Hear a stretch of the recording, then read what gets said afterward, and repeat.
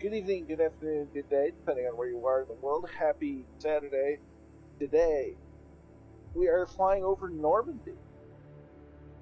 We're going to be all on the same server as Murph. I believe he's using Southeast Asia. I jump on board with that. Make sure that we're all on the same server because we're going to be intercepting them at some point. We have a rally point that we've set up. You want to set up your sim to be as accurate as you can. I have my sim set to 2030 UTC on June 5th, 1990. That's as far back as it'll let us go. And we're running just scattered clouds to give the best ambience we can because we don't have historical weather yet. So we're going to do the best we can there.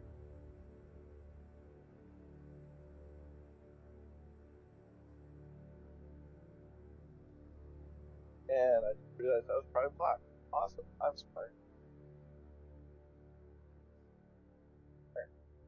Just so you guys see it.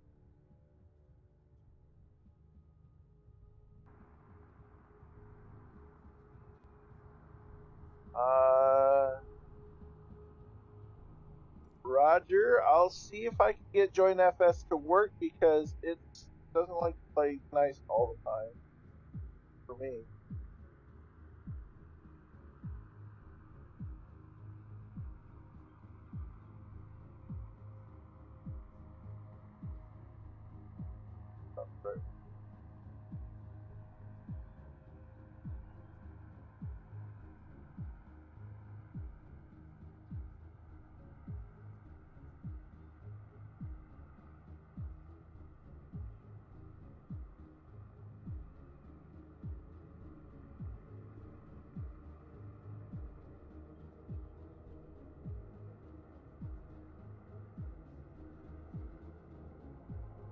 This plays nice.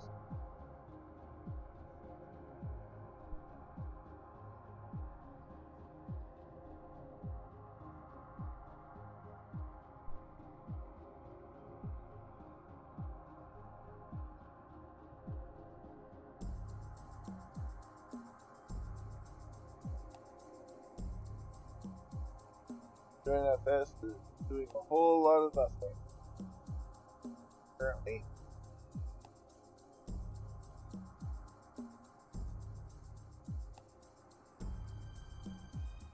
And so is what it is. So our rally time or our departure times around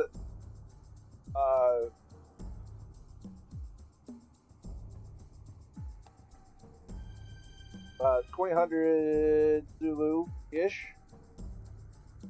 We're going to be flying, taking our altitude to 2,000 feet. 2,000 feet. Jay Winokur is heading off early because he's Pathfinders. They have to set up.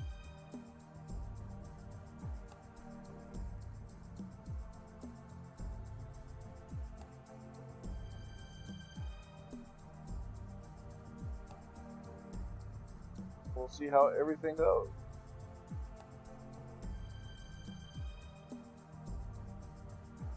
Yeah, but LRM and Volanta don't make you show up in the sim. That's the problem.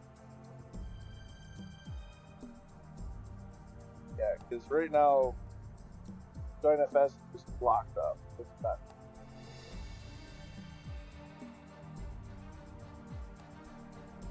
Now, if Murph moves servers, I'll move servers to whatever he's on.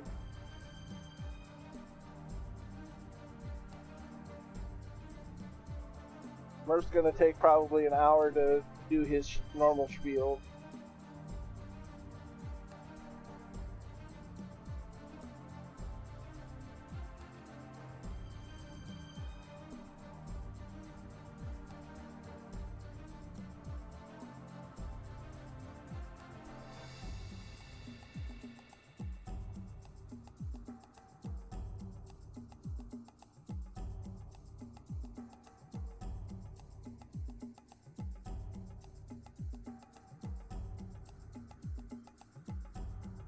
Hey, connect to the server. Or connect to the sim. And it connected there. So we've got Join FS working, sorta. A little higgle, it's doing something.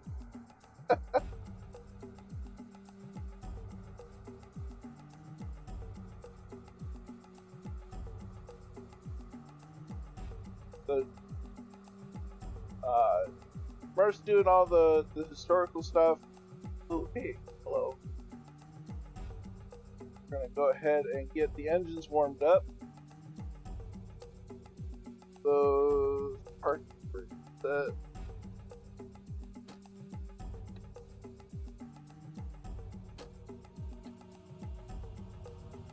Sure those are good. Off the window.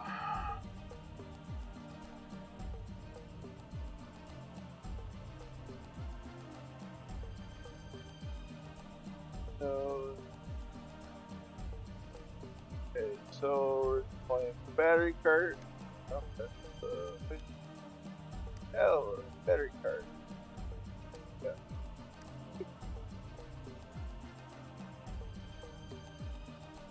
Midway.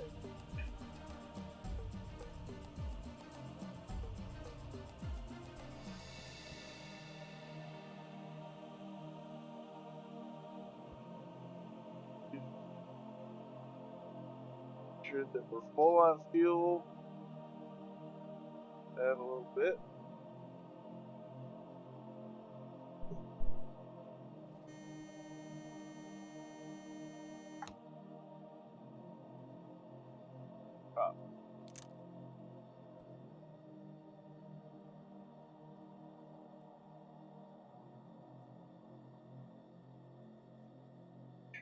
That. So we're gonna do a couple of laps of field. And our first heading is gonna be 086 degrees.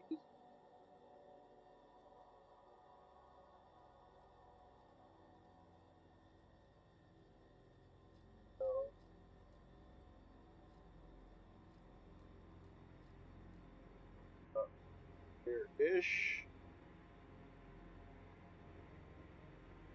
Now the wonderful thing is if we don't get everything done precisely, that's fairly historically accurate because things didn't go as anticipated.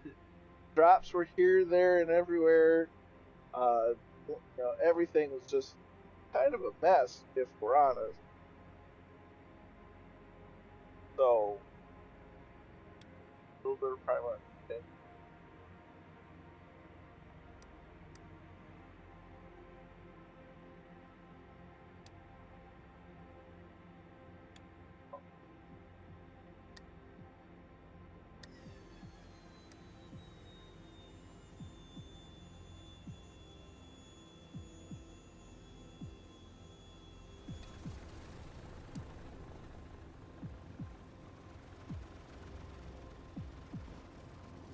Start.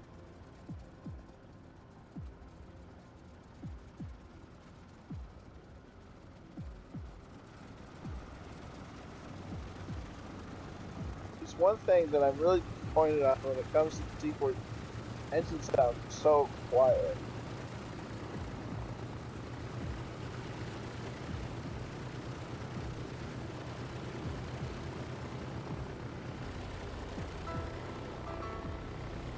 KW with the resub, 29 months. How you doing, dude?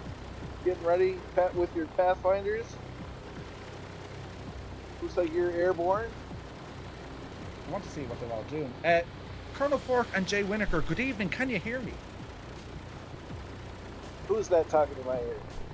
It's a Murph. Uh-oh. They're instantly recognizable voices. Now, if we were back in the 40s, we would have to include a bit of squelch. Do you know, we wouldn't have known who we were.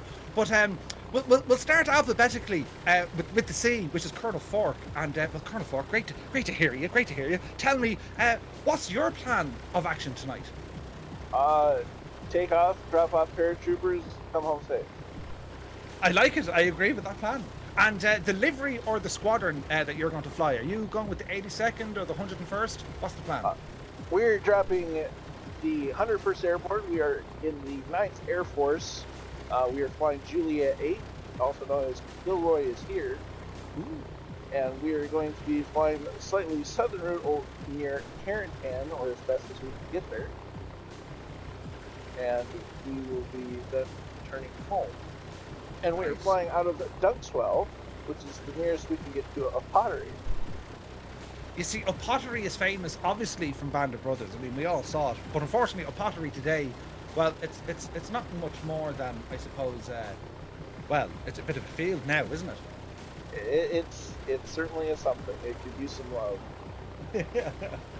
And so you're using the aircraft Kilroy, which is mad looking, because it's basically like a head of a fella coming up over that wall, isn't it? Yep.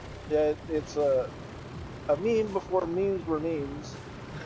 And has been around for nobody really knows how long. It's been around for practically ever. That's awesome. That's awesome. So what we're going to do when we all take off, well, we're going to try and rendezvous, our rendezvous point. We need to kind of meet up somewhere, kind of west of Southampton and east of Dunkswell. It's going to be roughly down Caw. And that's where we hope all the aircraft will kind of just form in on together, and then we head on out to sea. Is there any altitude restrictions you're going for?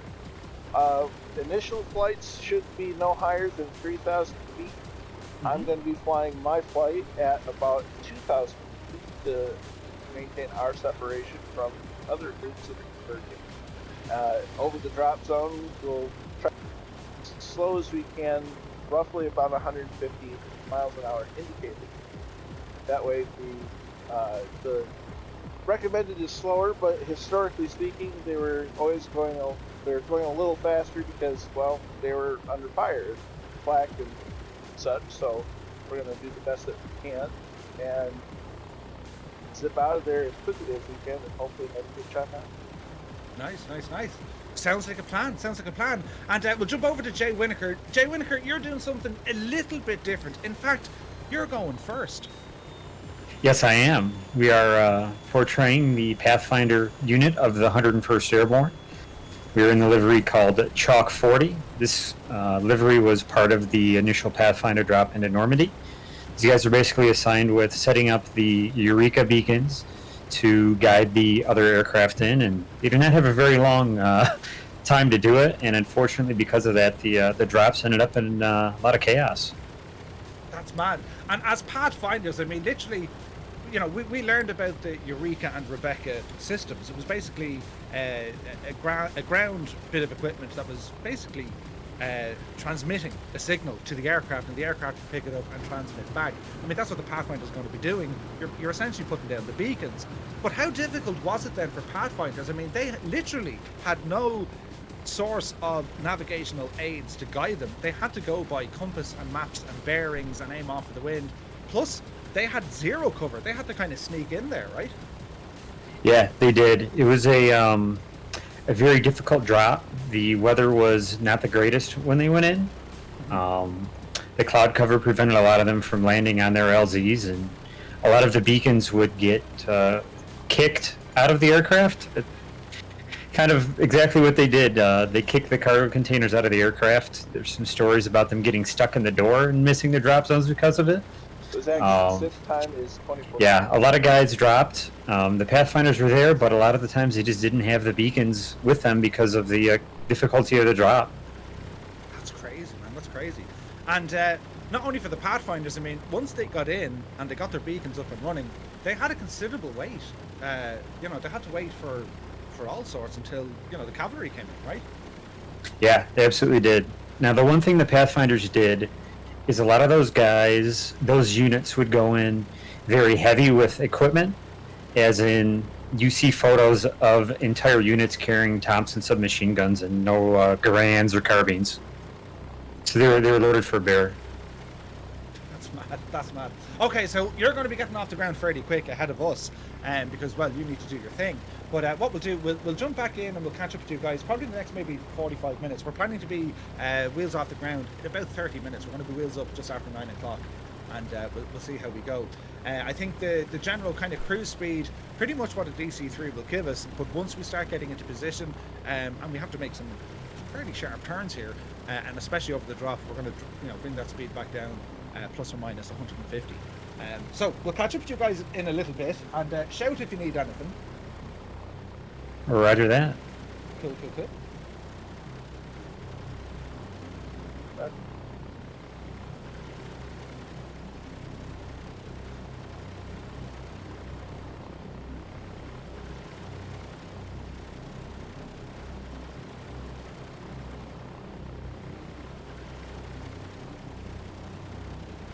Letting the engines warm up.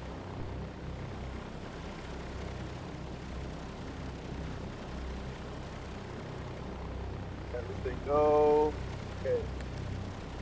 Window trail. Set. We're on the parking brakes. Fixture.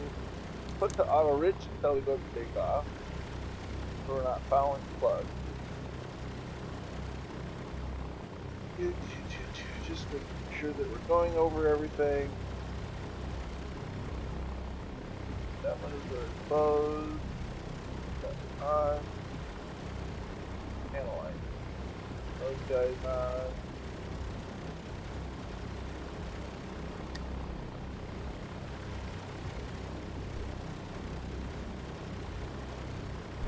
on.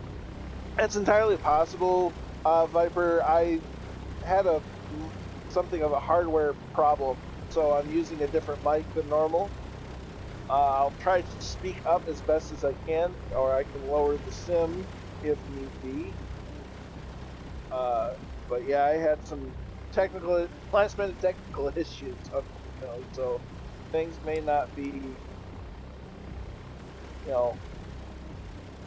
as great as they should be.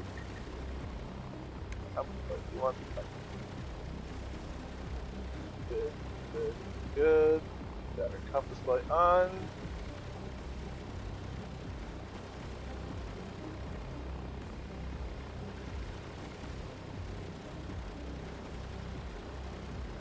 GPs. Fuel pressure's in green. Oil pressure's in green. Temperature's in green. Those are at the bottom, but good. Air's a little cold. Carb air.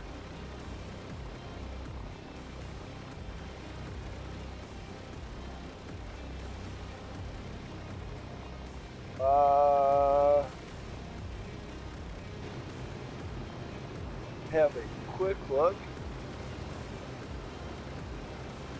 It's looking like it's favoring, was it 2-2? Yeah, it looks like it's favoring 2-2.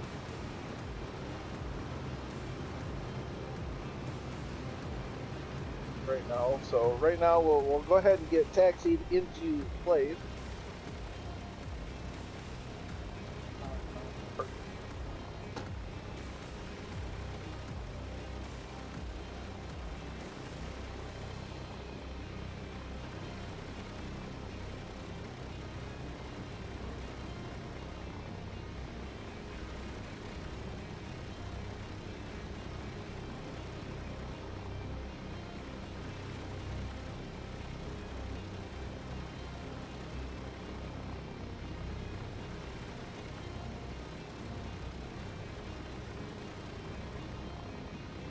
Grass a little bit. DC3, she can handle the grass.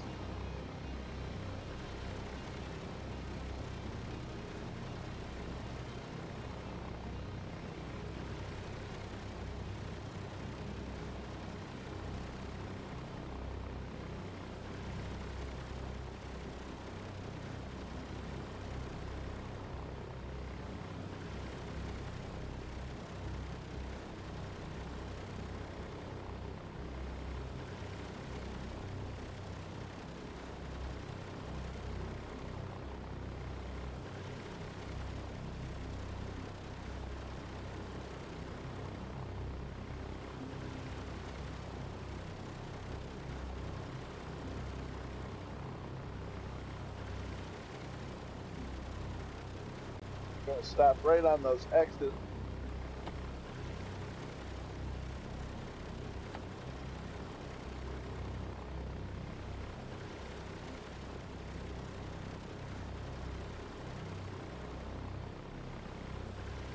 Now, what's going to happen is once we take off, we'll circle the airfield a couple of times, get everybody formed up properly. Or get formed up as best as we can. And then we will head out on our initial heading. Then from there, wrong one with that button.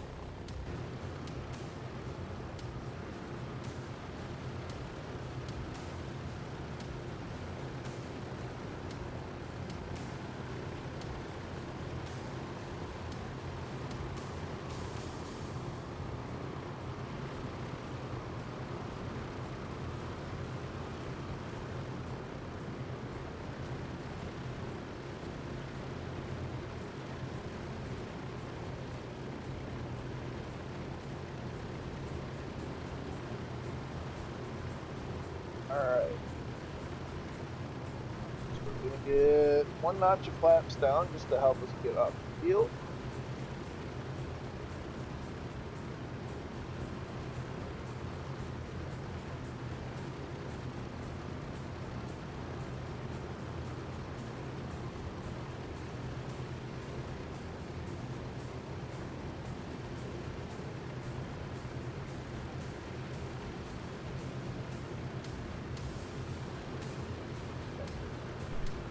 Keeping an eye on Murph's stream and Jay Winokur's stream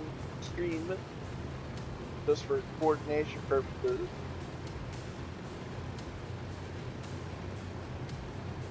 Really can't.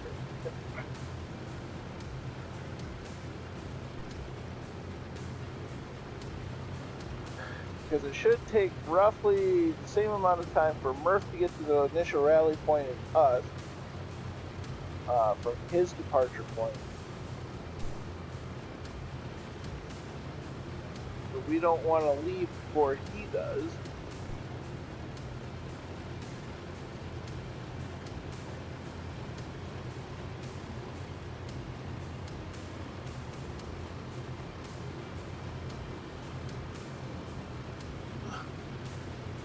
My wheels locked, keep them from moving around.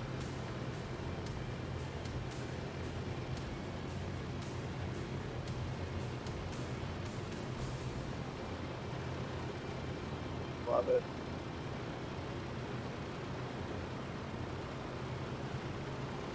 Now we'll have regular lights on, our nav lights, landing lights, and so on while we're over England. As soon as we cross over into the channel, or to be over the channel, 4 feet wet, all the lights are coming off except for the passing light and the tail light.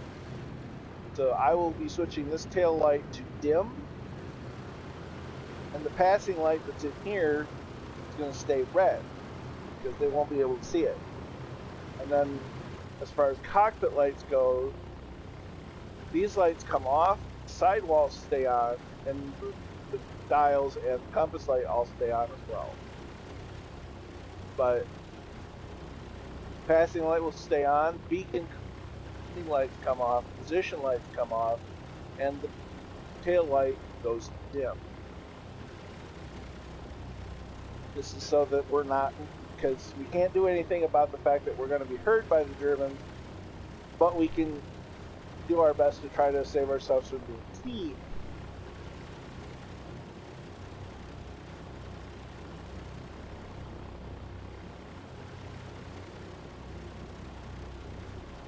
We're full on fuel. We're otherwise ready to go. Just waiting on the city.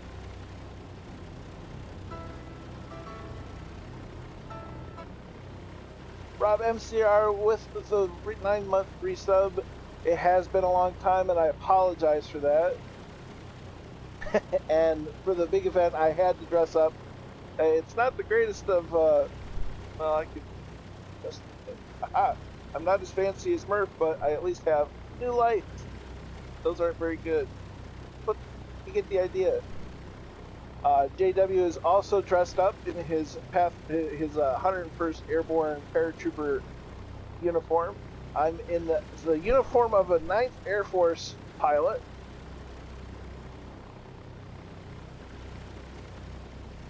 Just ready to get the word to take off. We're all loaded up in the back. Everything good to go. Generators are on. Lights are with tanks are on. No, there's no need to compare. I had the costume and it made sense to wear it. That's all.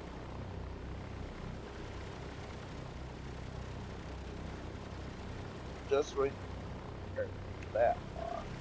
No.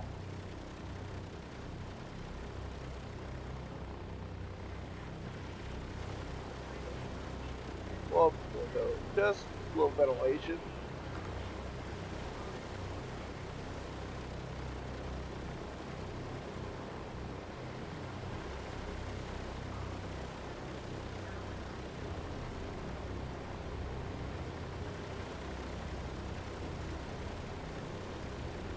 Everything is good to go. Like I said, we're just waiting on the word. That same thing happened the launch night because everything had to be coordinated. So you couldn't leave until they said go, and that's kind of where we're at. Oh yeah.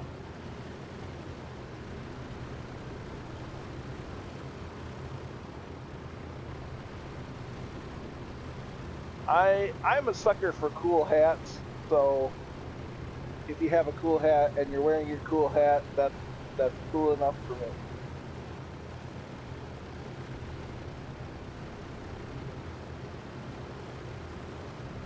Then keeping an eye on Murph's stream, waiting for him to check back in.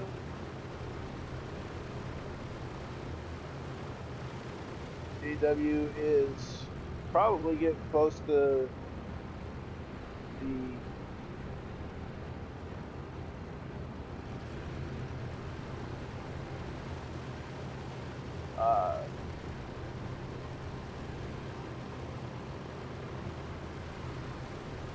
he's still over land. Not quite over. He's not feet wet yet.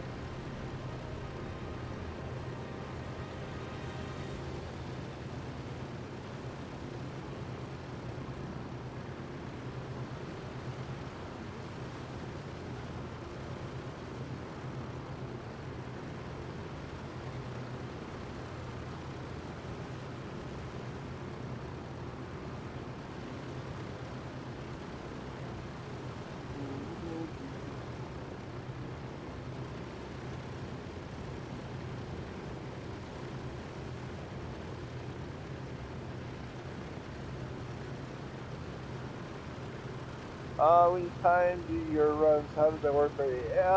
Overall, it's about 2-hour round trip flight.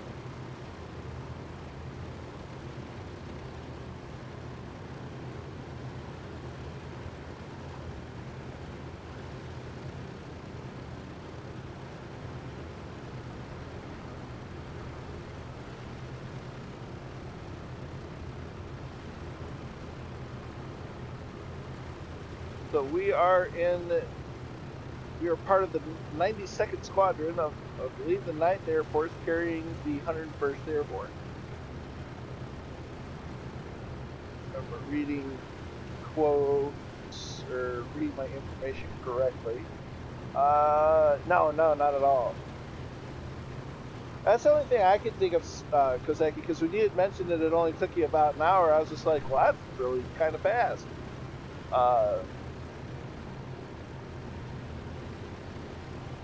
I think the longest it took me was 2.5 hours, and that's because I completely missed the turn and ended up too far into France, so I had to backtrack a bit. But other than that, they've been right around the 2-hour mark.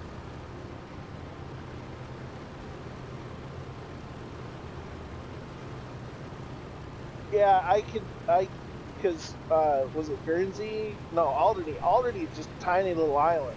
Completely missed it and mistook Guernsey for Alderney. So I had seen it in the distance. I saw the lights. And I'm just like, well, I'll use that as my reference point. Get that behind me and turn. Turned out that was wrong island. There's Long Island, and that one was wrong island.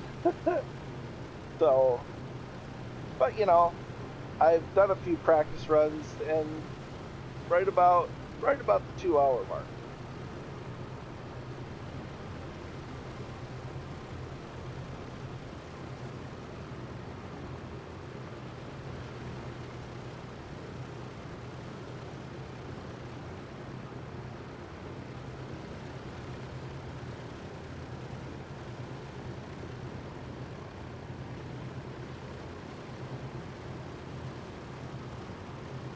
Now, I do appreciate the patience. Like I said, we are waiting for the go word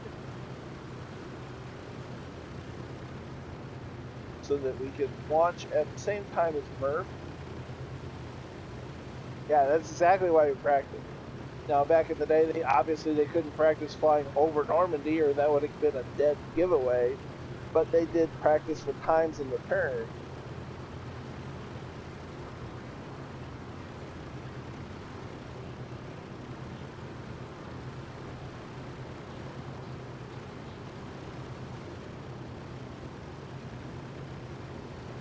I even dusted off the old honeycomb alpha yoke because I have been just sticking with my X55 joystick and HOTAS setup. But for this, I decided I'll get the yoke out and use my Bravo.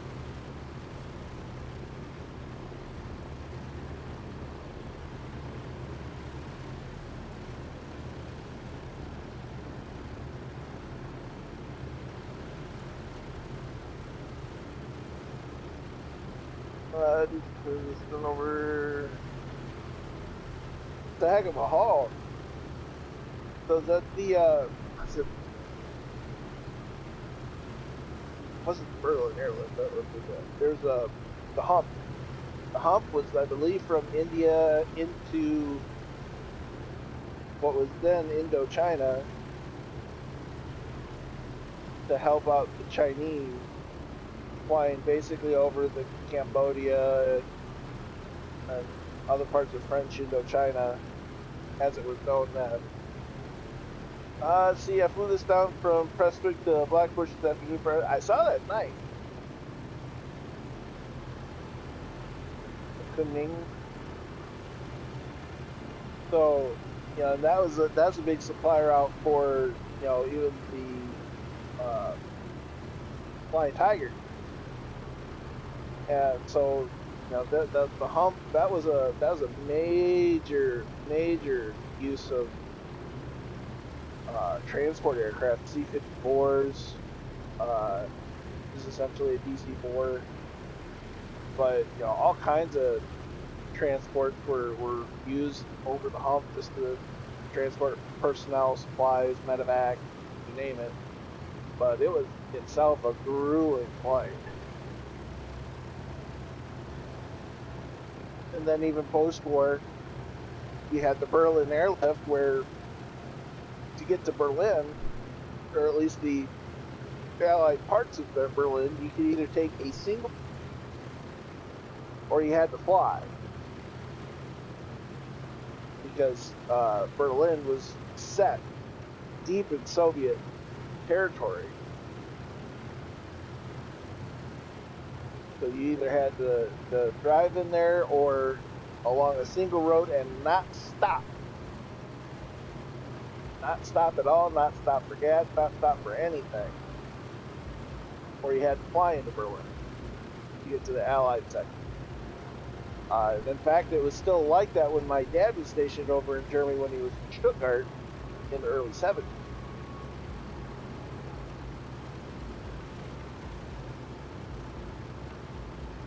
Okay, Murph's starting his engines up. Ours are nice and warm.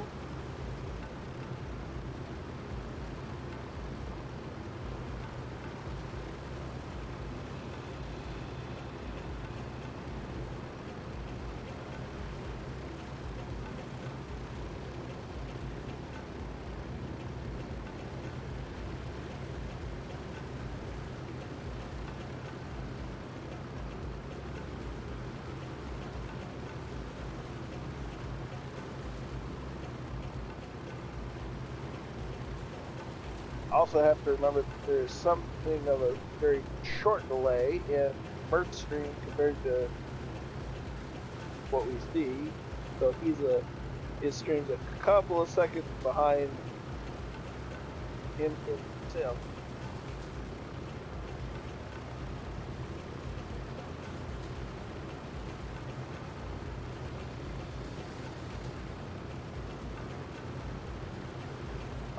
Big experience, C-14, I'm off of 10, Western 9. No, it's no big deal, Viper. That I will leave that decision up to you.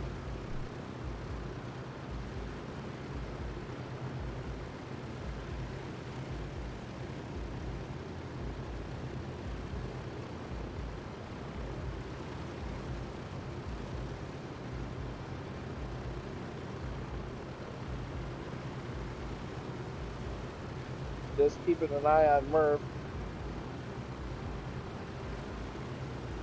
for when he gets rolling. He'll probably pop on audio just before he takes off. That button's unsecured.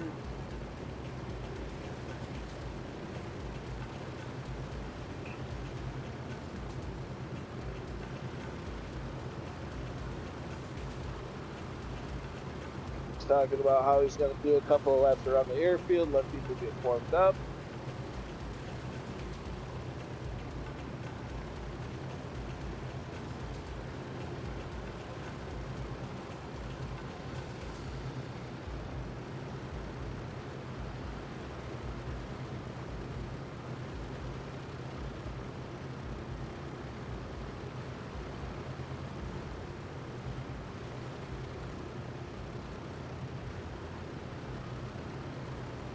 Going over his flight plan and briefing.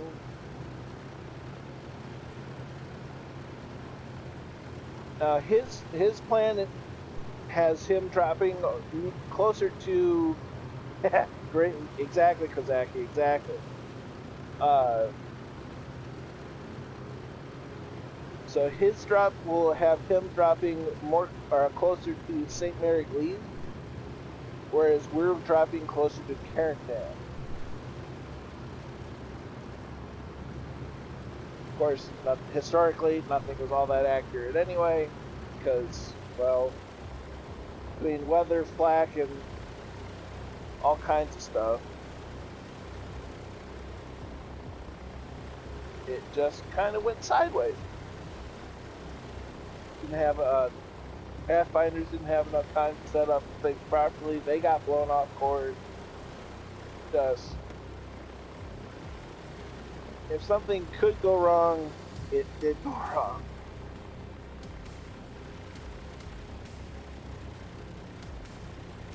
I don't. If I have it, I haven't seen them recently, but I know it was just all over the place.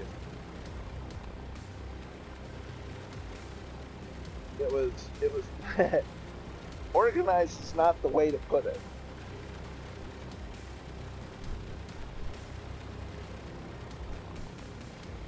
It was, they tried to organize it, and they just were like, haha, no. Okay, Murph is rolling. We're already at the hold short point, so we don't need to roll anywhere. Alright, control check.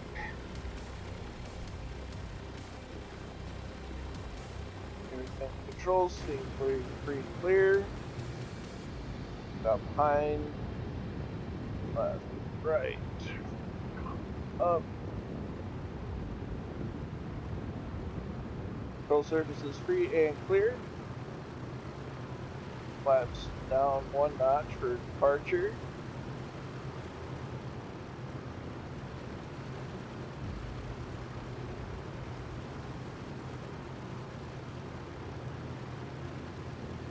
Roger that, Kozaki.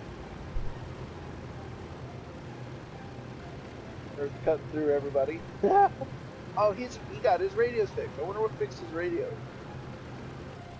If you look at Murph's comm radios, they're fixed. Mine are still working. I wonder if he figured out what add-ons causing that.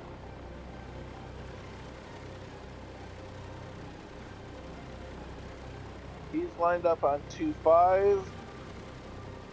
We'll give him 2 extra minutes. Then we'll depart. We'll take off. We'll do a few laps of the airfield just to let everybody get up and get warmed up to this if they can. And then we'll make our first turn to heading 089, 086 for our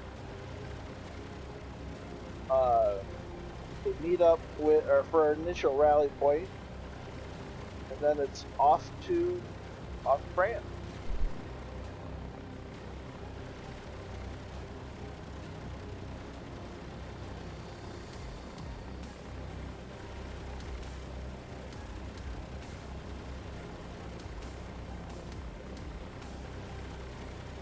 Okay, first sim time is 20:55.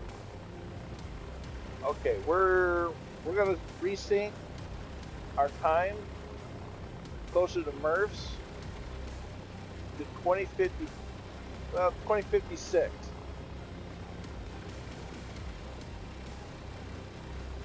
Robin CR, we are going to cruise at altitude 2,000 feet.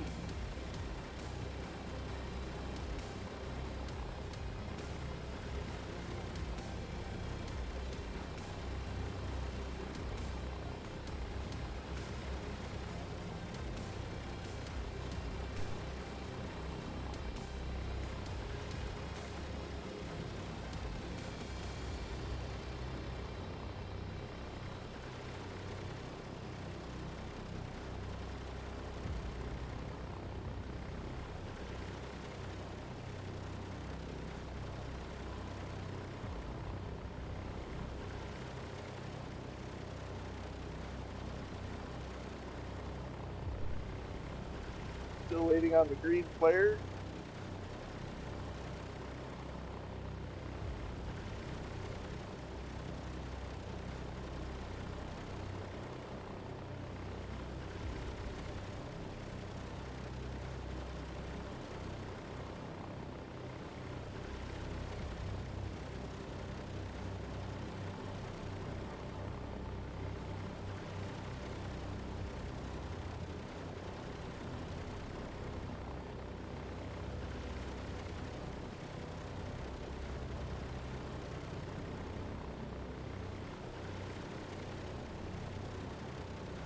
Murph's got that look like up something.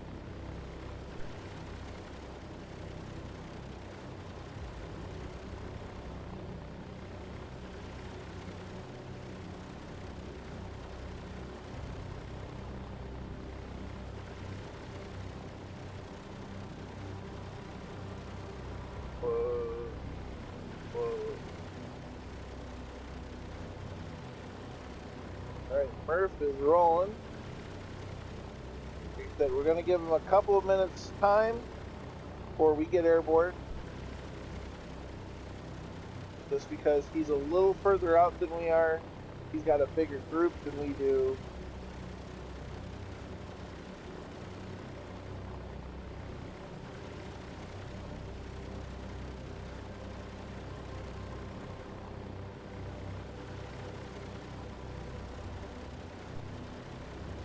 Lined up on the runway.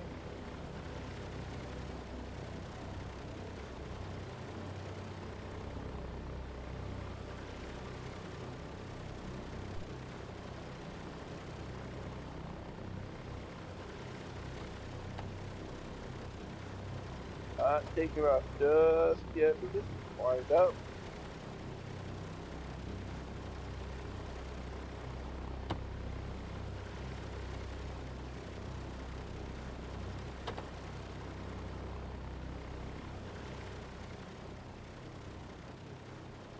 Bit loud here in a minute.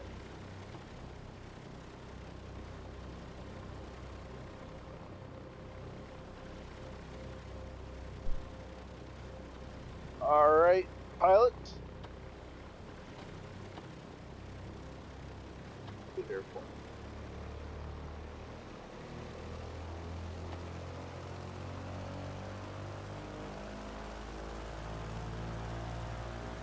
Roger that, Kazaki.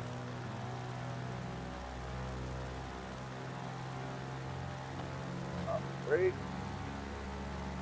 Stop 40 inches.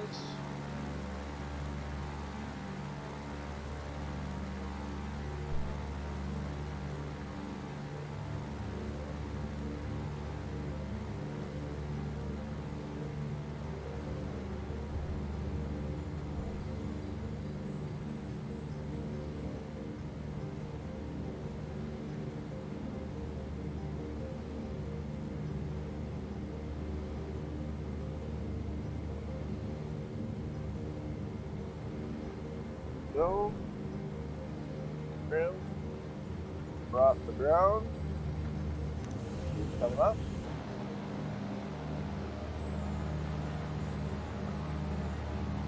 Not exactly how they would do it.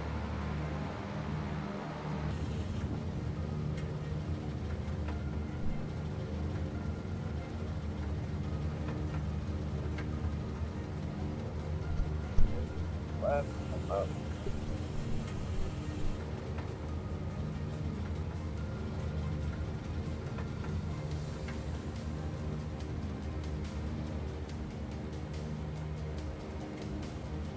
Trim. Start a left turn.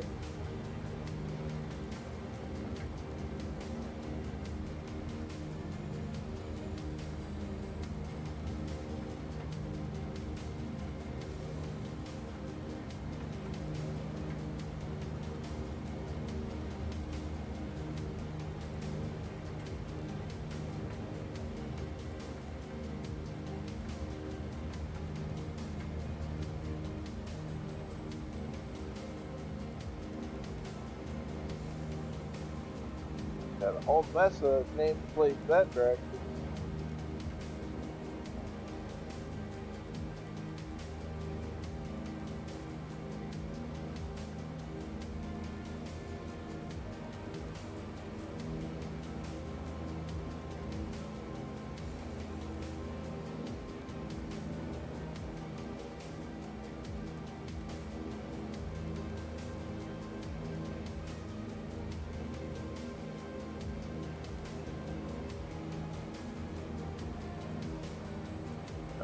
Power down to 5 inches.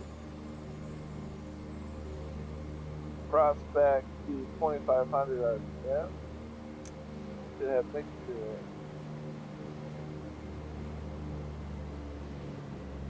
Props 2500. But just want to props right time.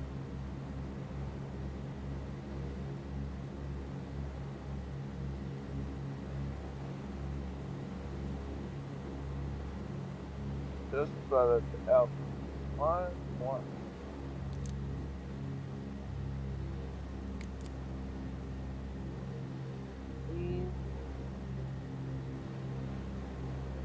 Down.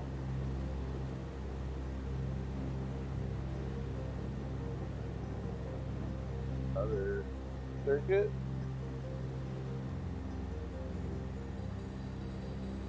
Prop. Still.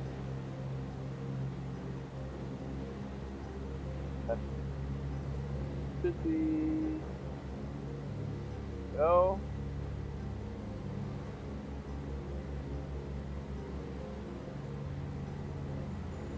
We're at cruise altitude. Not gonna activate the Sperry just yet.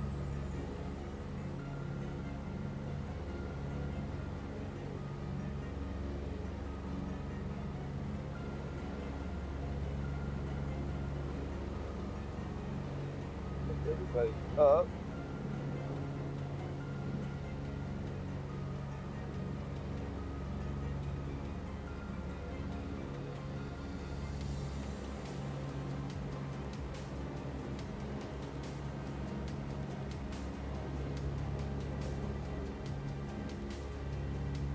Somewhere.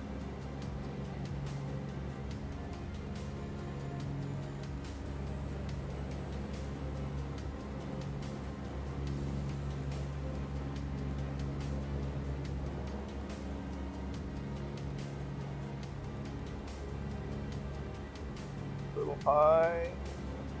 Okay.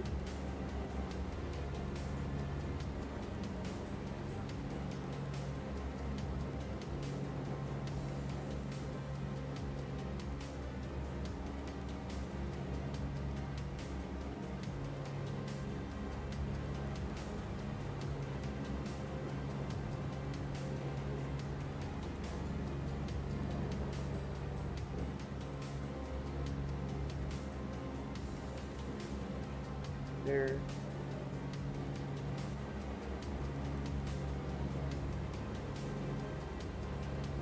Calibrating thing.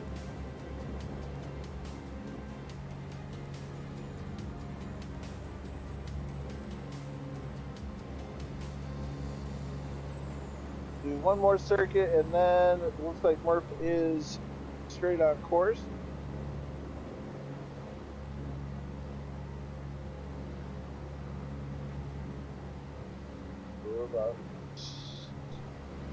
We're about that now, so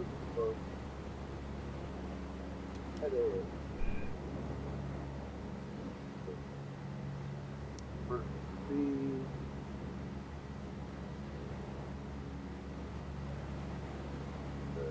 south to south feet.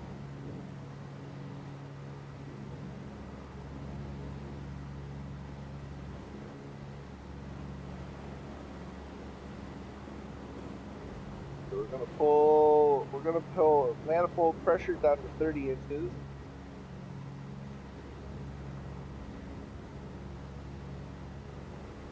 This props up to 25.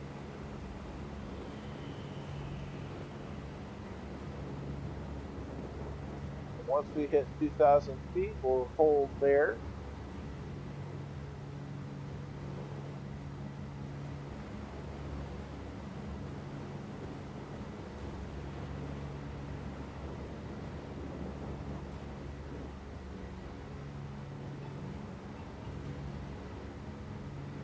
Just waiting on that altitude to come down.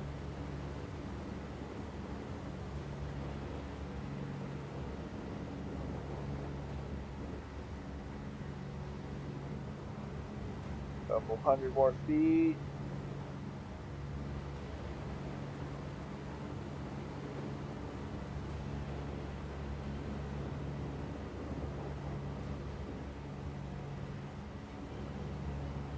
Little bit more to go.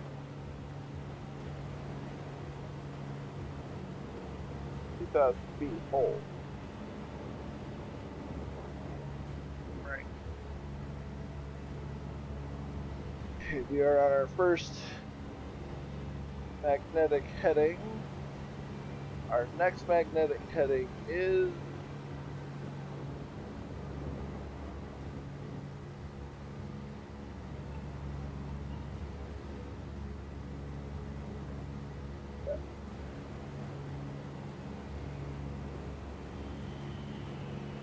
.202. Go down here.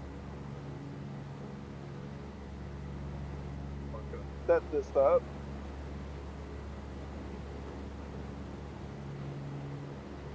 For 202 degrees, because that'll remind us of where we turn next. Now this first waypoint should get us to meet up with Murph and his group. If we have to circle a little bit at this first rally point, we will until we meet up with Murph's group.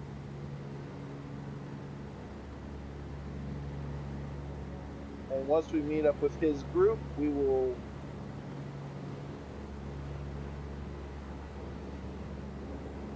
venture forward on France.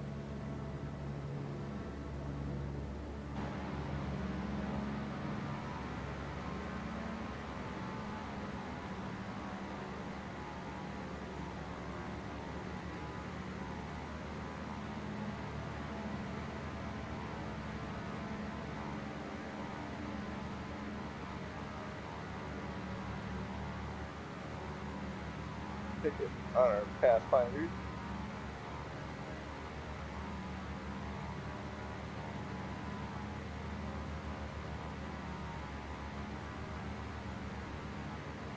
So Jay Winokur is going on about the details of the infantry drop, at least specifically pertaining to the 506. Murph is doing what Murph does, and I'm doing what I do. Look at that.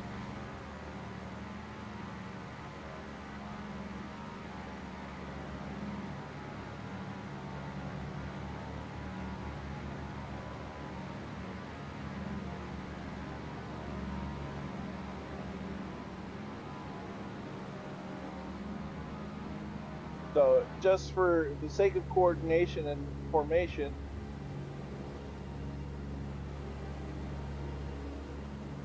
currently holding 30 inches of manifold pressure on both engines,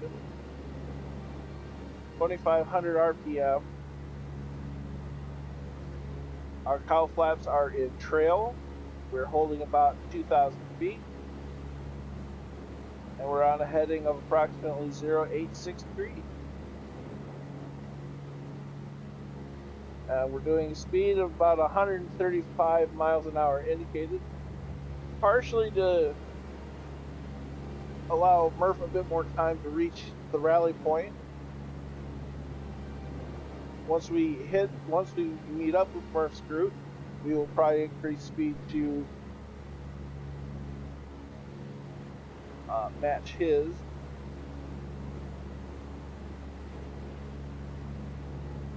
We'll have to make sure he's not on rental power because we don't want to blow the motors.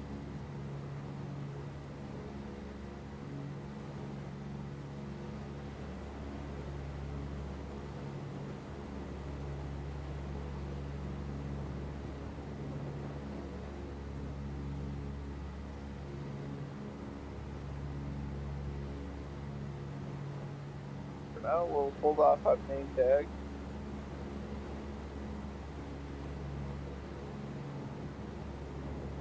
And Murph flies through cloud. Now, we chose the scattered clouds because it gives enough balance between having good visibility here in England and having cloud cover that they had over in France at the time. But we're doing a realistic night flight simply because that's what happened. They took off at near sunset, flew in the dark. And we're gonna have a real fun landing because Dunkswell isn't lit up. So we either divert to an airport that has light, or we just yes.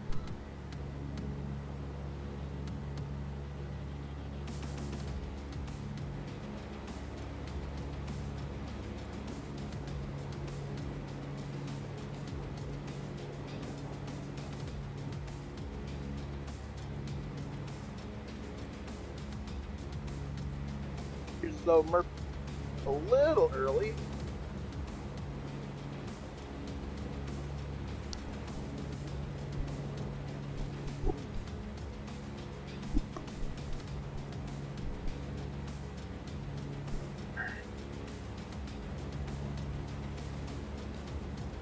It was always a trick to get these nice caps to fit under headsets. That's why you see a bunch of them bent. That's how you knew they were a pilot, or more than likely a pilot.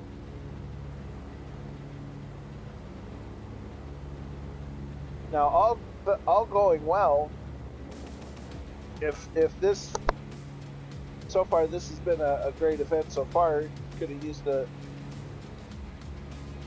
tweaks on the planning, but if all goes well, we could probably organize something for Market Garden too, and that's a daylight drop, so that could be real interesting.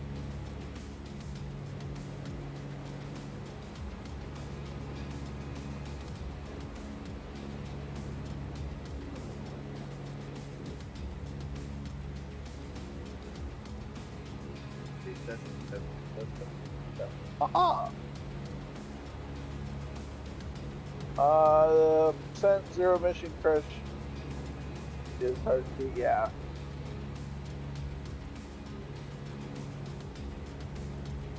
Surprised Murph hasn't rung us up again.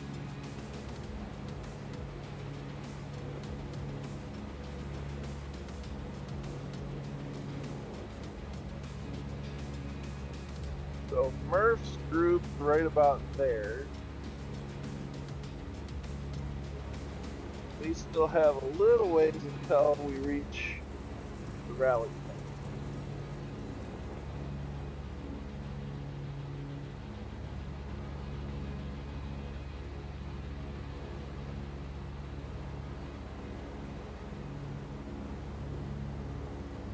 fifth mission.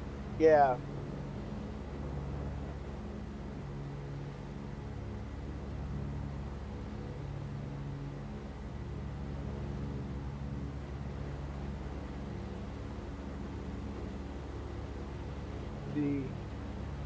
Now, obviously, we wouldn't be able to see them, but we can see that Pathfinders are out there over the channel.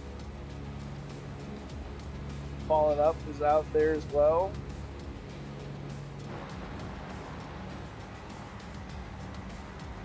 There's Kozaki. Rob MCR. There's Blue Yonder. Blue Stick. We had a Viper Strike somewhere.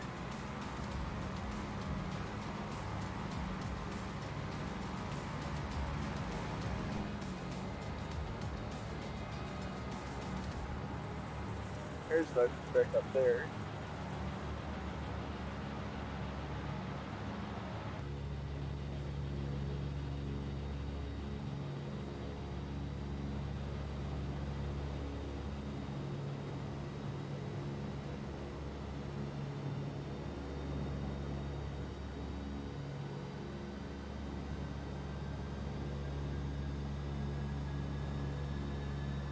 Just the sheer noise of all these radials would be deafening.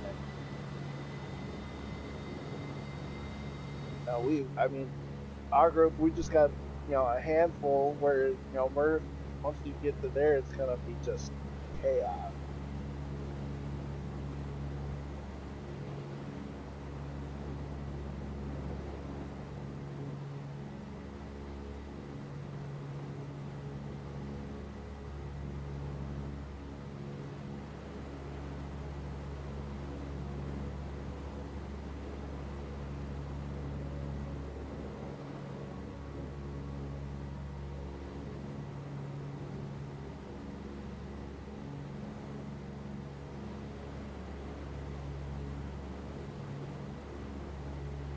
Still over land, so we can still use our landing light. We're just about to our first waypoint, which is the rally point.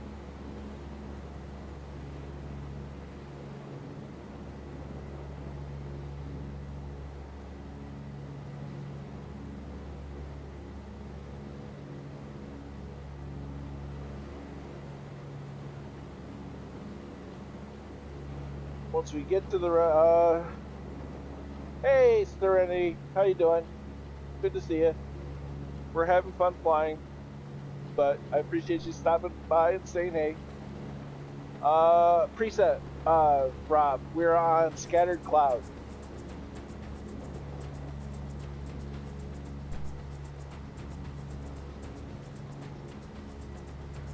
Well, that sounds fun, Serenity. Hope you have fun. I appreciate that. You have fun up in GR, and we'll see you Monday.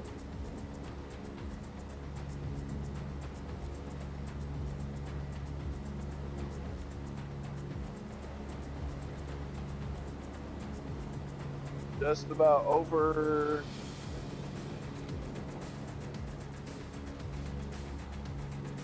rally point.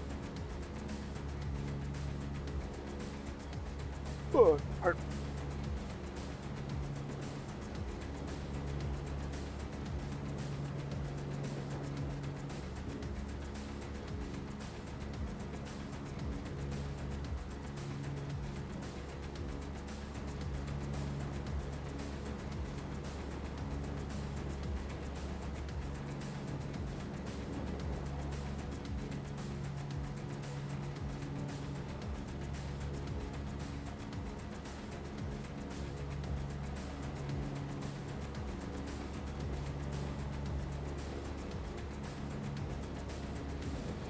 It's looking more and more like we're going to have to do some circles at the rally point, which that's not a big deal.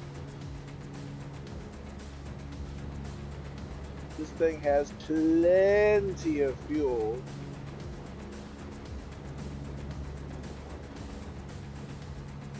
The main flight without any kind of circling is about 2 hours, maybe a little over.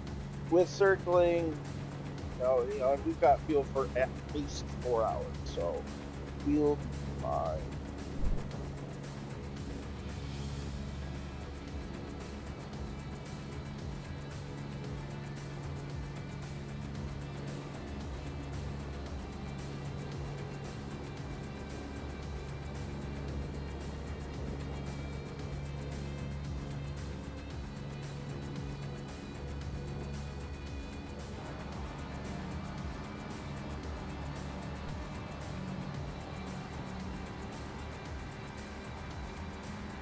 Rob, Leander, Kazak.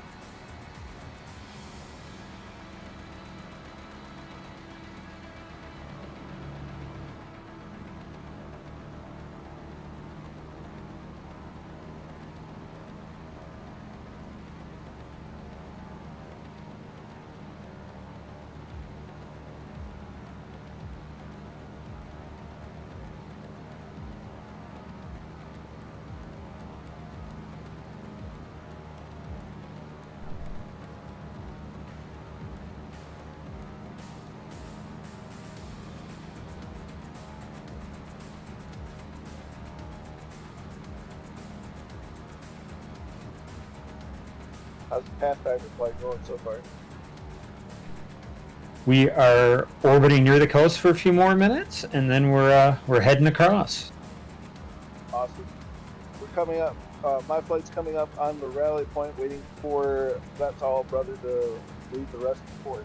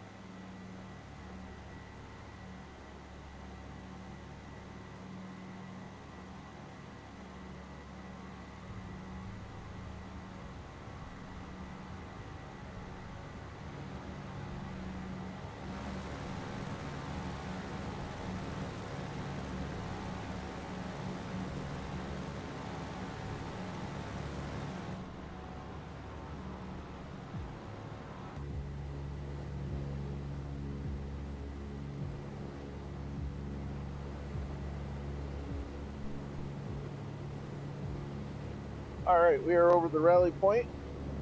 We're going to start just doing some left-hand orbits. We're going to just do 90-degree increments. So we're going to go to 356 degrees.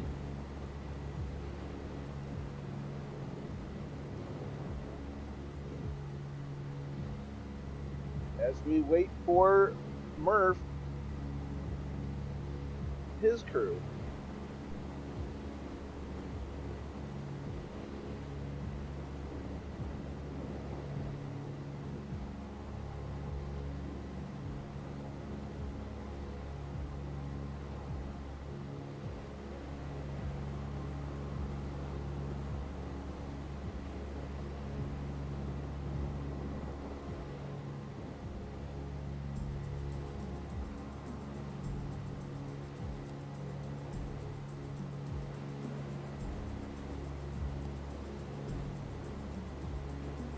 Another 90-degree turn to 266.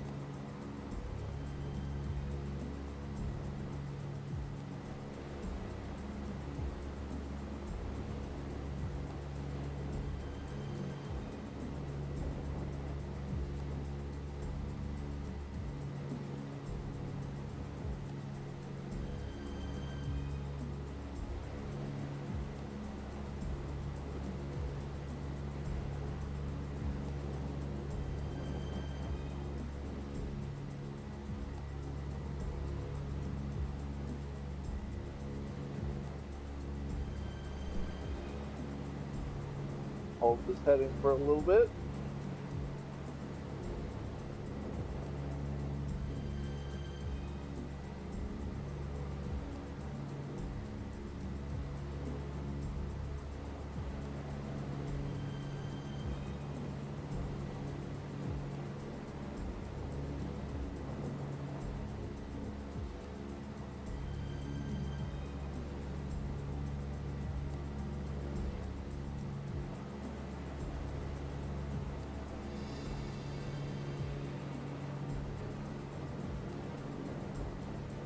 All right.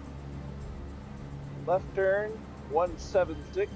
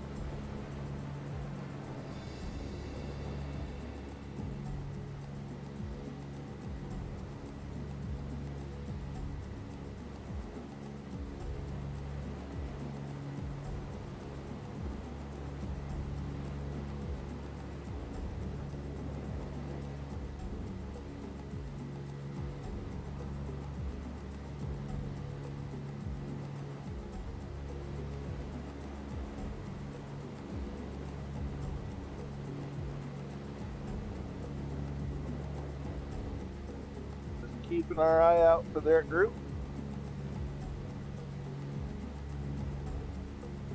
Got Rob. Oh no, I need to update that livery, but hello.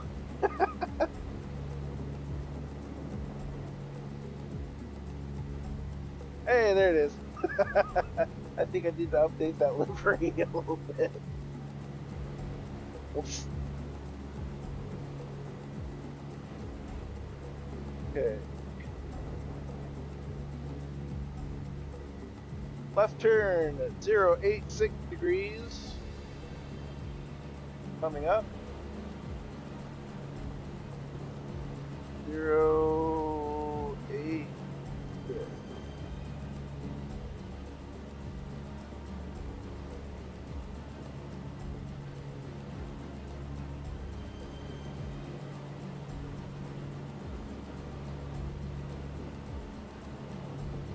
Oh, hello.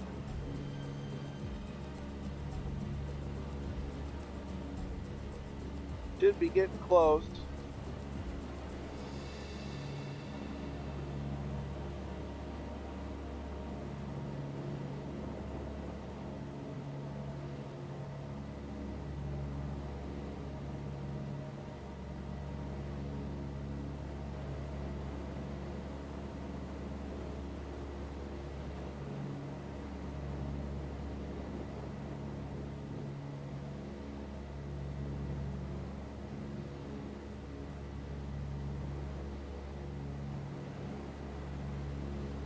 Hold this heading for a little while longer.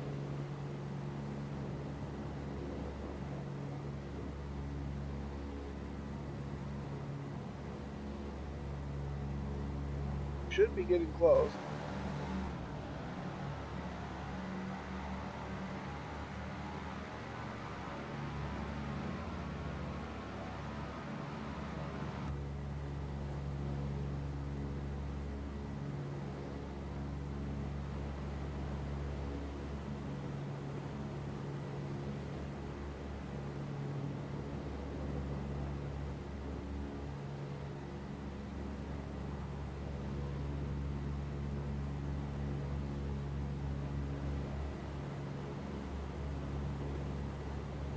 Alright, left turn. 356.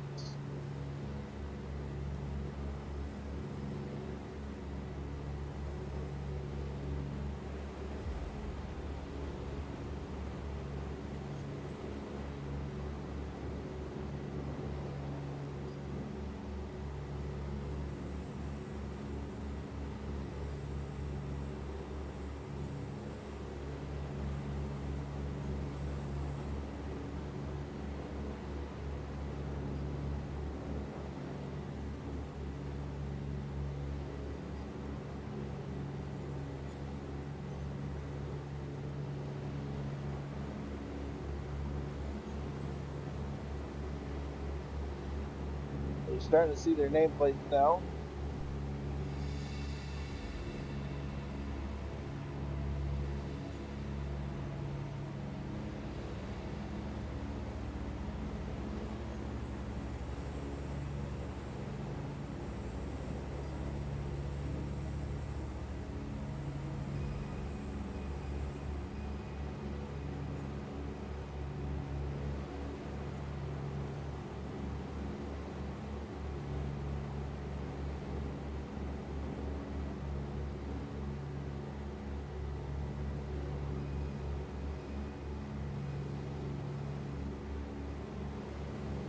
But they're still over about 1,000.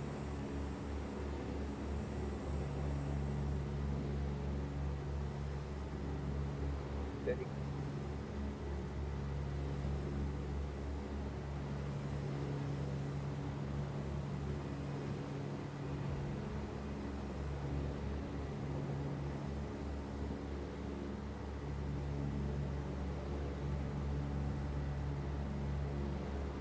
All right, so another left turn. 266.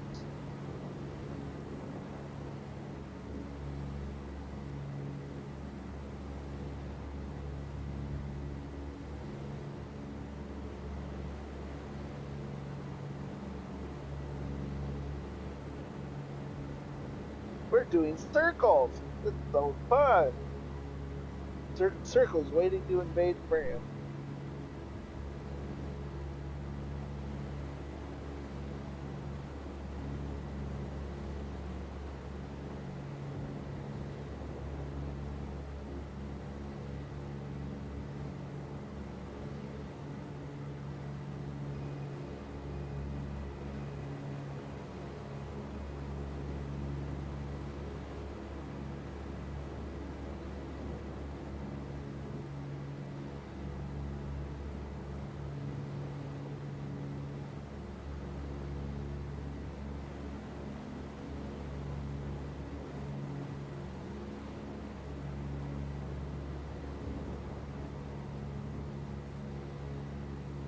Just for a little while longer.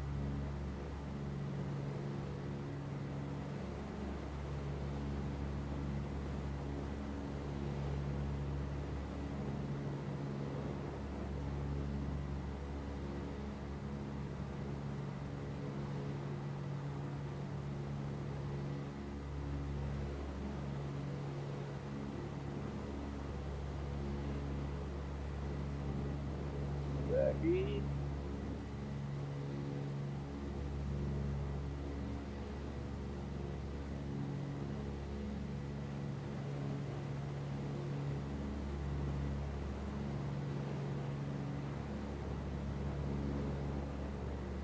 I'd love to play the Band of Brothers soundtrack, but I don't have my audio to where it would take it off the VOD, so bummer.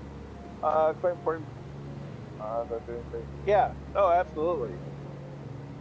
Especially when you're trying to have a coordinated flight between different groups. It's important to have that. All right, left turn to 176 degrees. 176.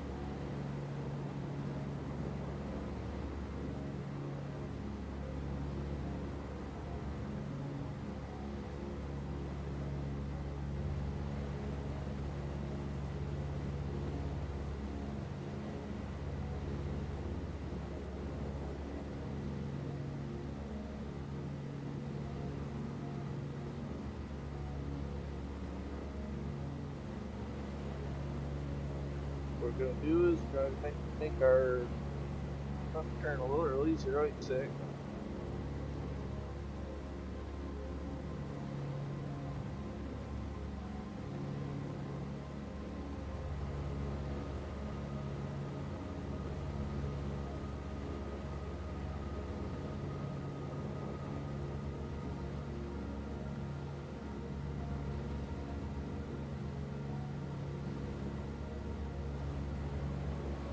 Lots of traffic starting to see lights from the other group.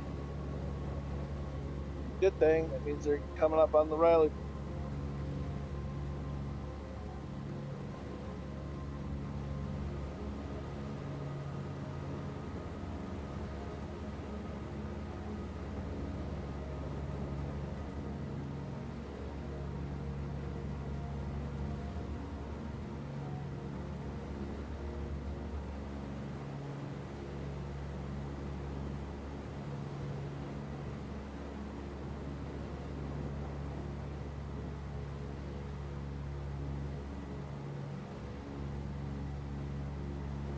Okay.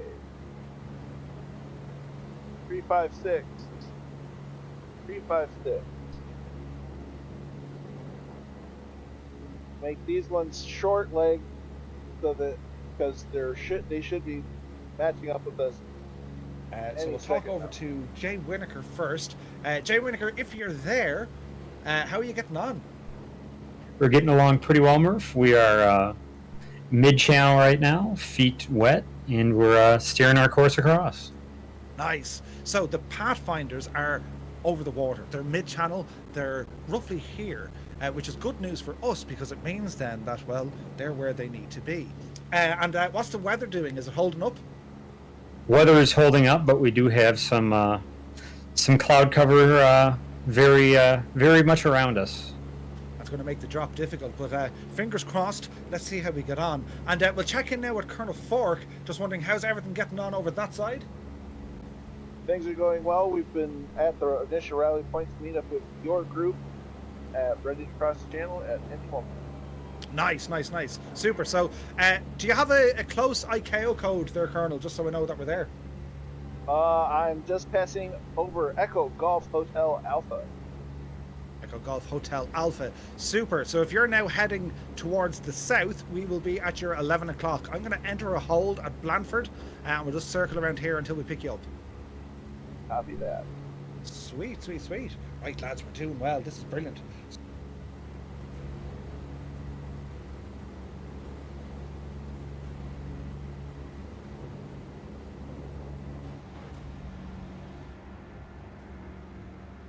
All right. Oh yeah, they're here. They're everywhere. I'd say we've met up with them just about.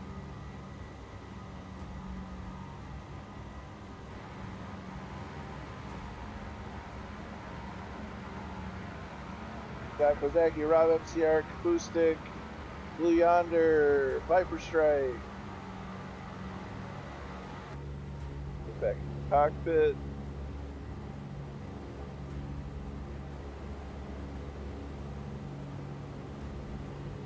Okay, we're going to go ahead and turn it to 176.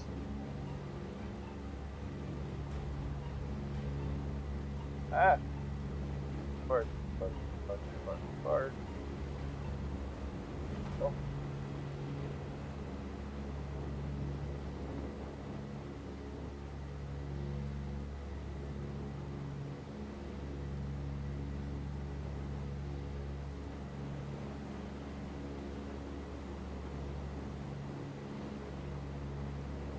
Should be our last circuit, hopefully.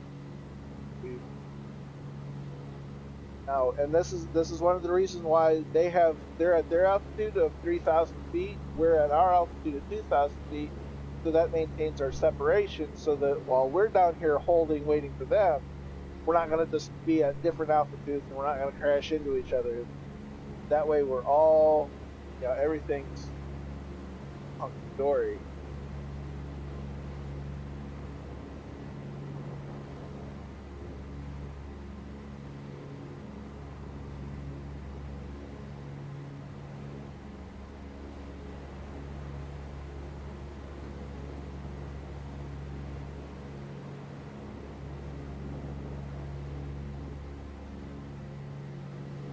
definitely have.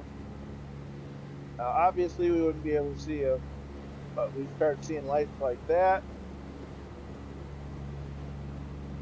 more and more. And this is why it would be important to, while we're still over England, to have our lights running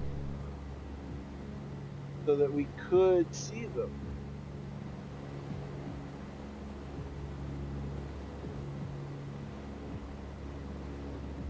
So we've got one light there, we've got a light there, we've got another light there.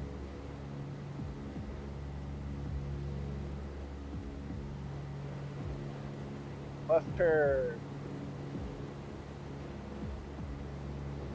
086.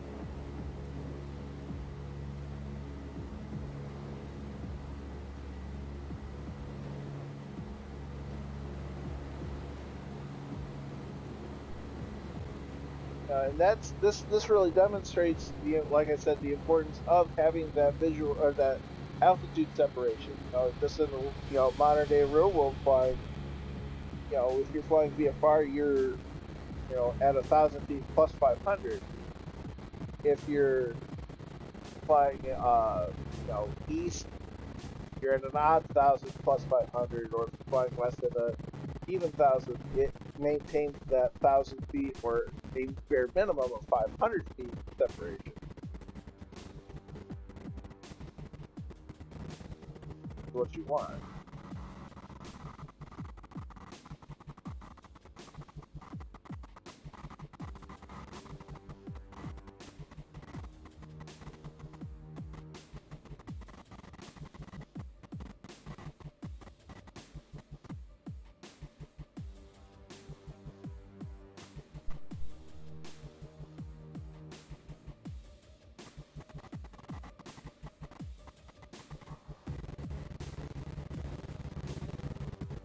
Alright, we're having issues. Not what we want right now.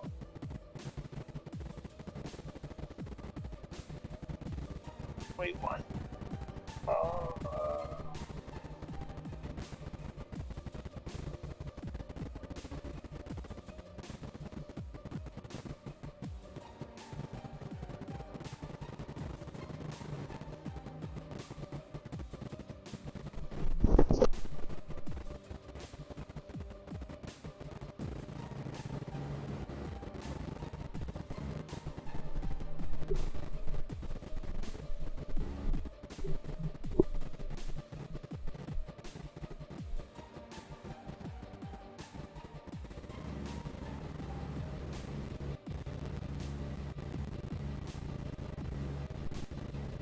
That helps some, but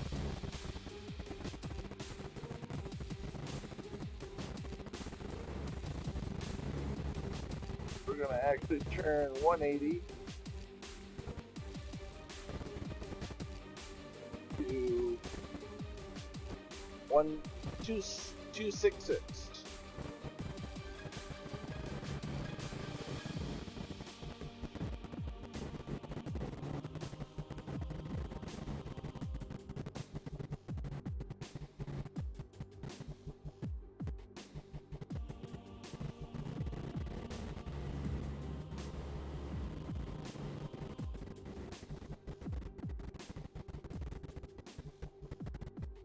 What's up with my headphones right now?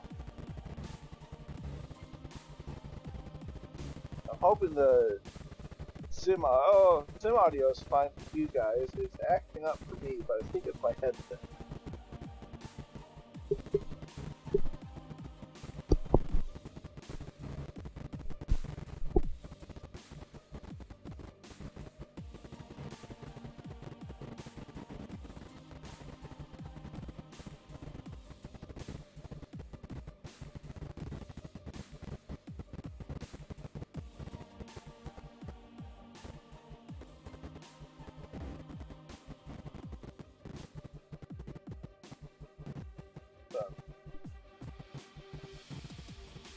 So we've met up with Murph officially.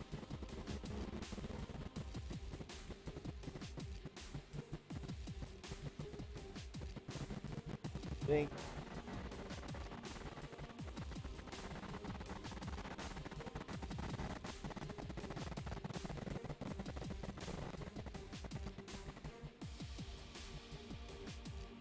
mute it for a second. I have to mute Sim. It's doing some weird things in my head. So we've officially met up with Murph. Once we get back to the actual rally point as we have it on our map, we're going to turn on course 202 and head over the channel. So we're currently on 276 heading. We'll be turning to 202 here in a moment.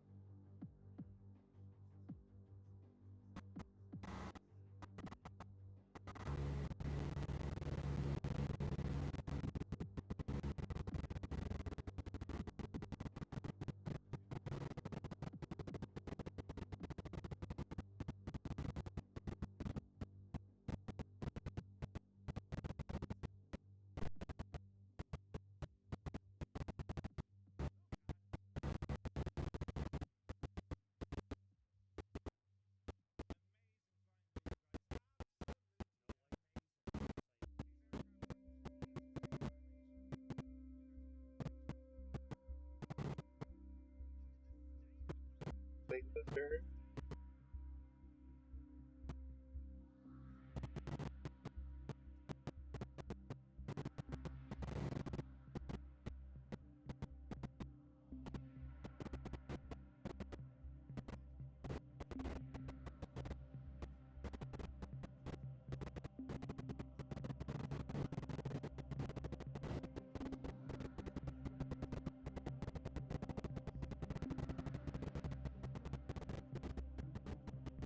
Alright. Left turn coming up momentarily. 202 degrees.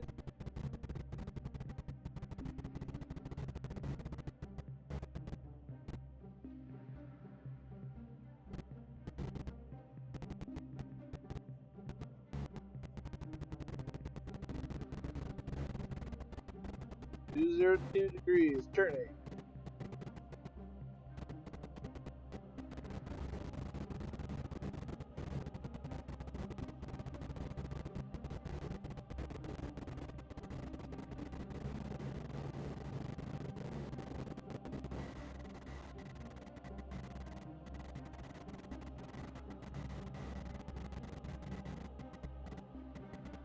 There was one moment. Right.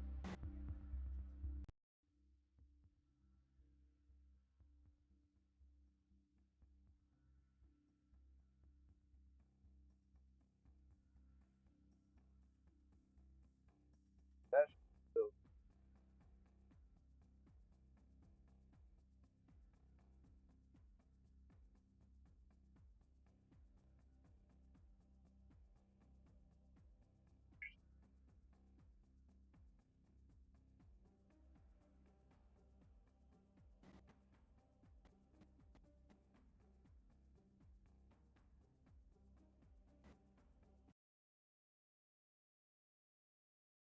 is something wrong with the flight.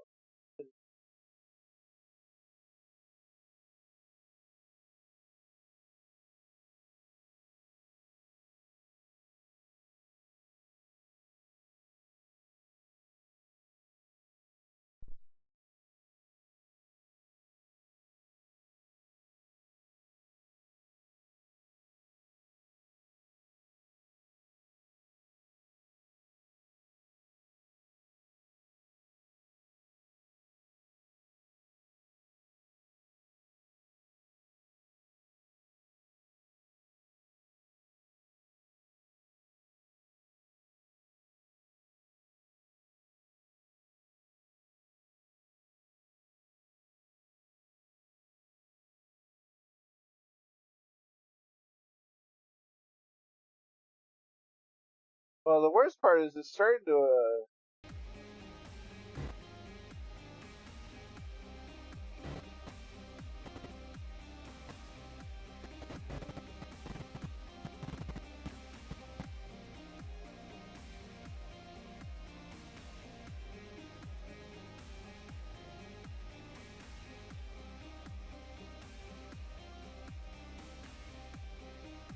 as long as we got the I don't even know if anybody's been hearing the Discord audio.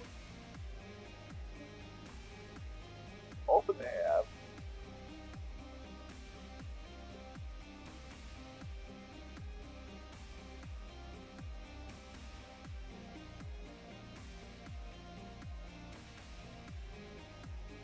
Okay, we're going to adjust our heading.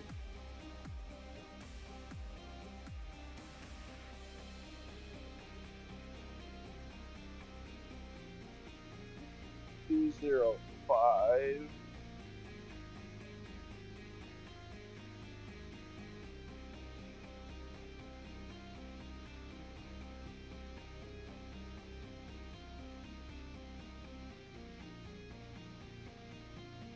So flight sim's muted for right now just because issues.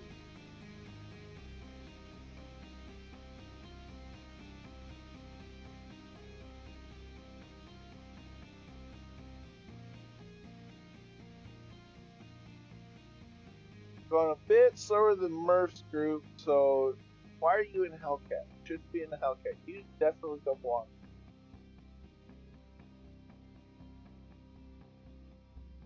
Technically neither do you. And I don't know what you're in. Or you.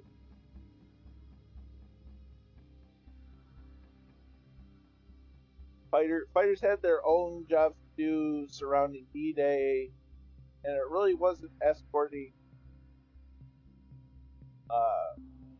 transport. Fighters were really involved more with because you had fighters, you had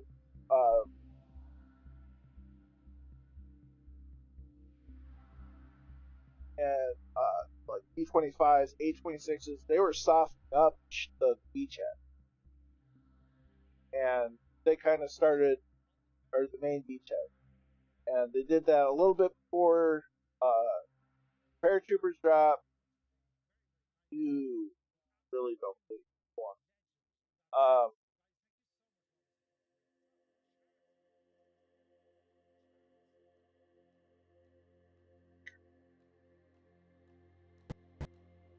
still there. Okay, so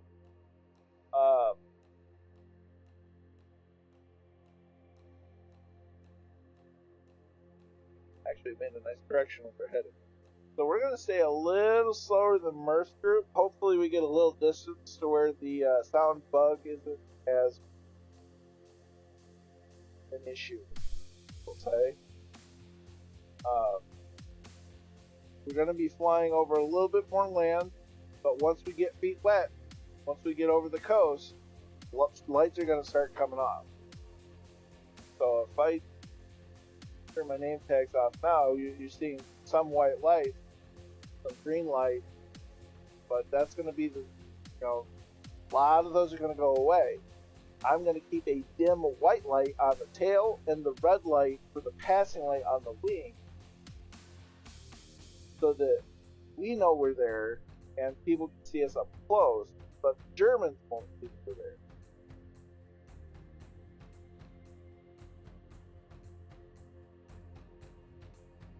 I thought about doing that too, Kozaki, but I'm leading the flight, so it's a little trickier and flow doesn't work for me. But I do have Joint FS running, so should still see it. Sort of.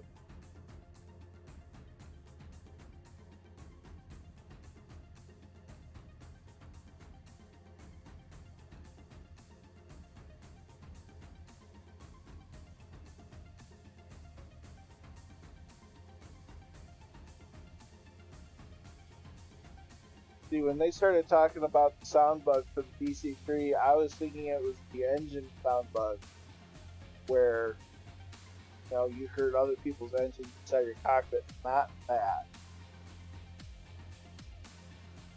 That is not what I thought it was.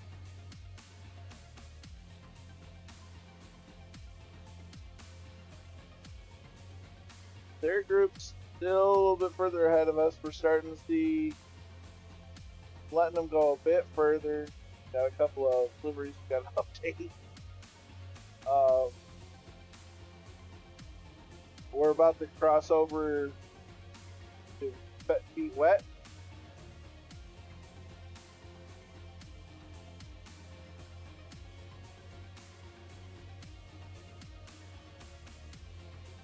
You can see Murph starting to shut the lights off.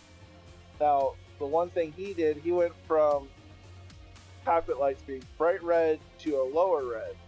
What we're going to do, and might as well do it now, is we're going to turn them off. We have side lights on. We have the instrument lights on. That's how we want it.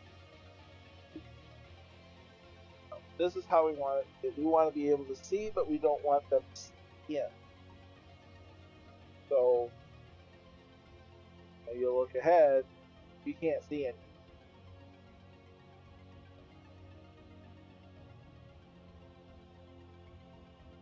In fact, we're about to be wet ourselves. I'm going to press the deck up. So we're going to turn off our position light. I'm going to turn this back on so you can see what I'm doing.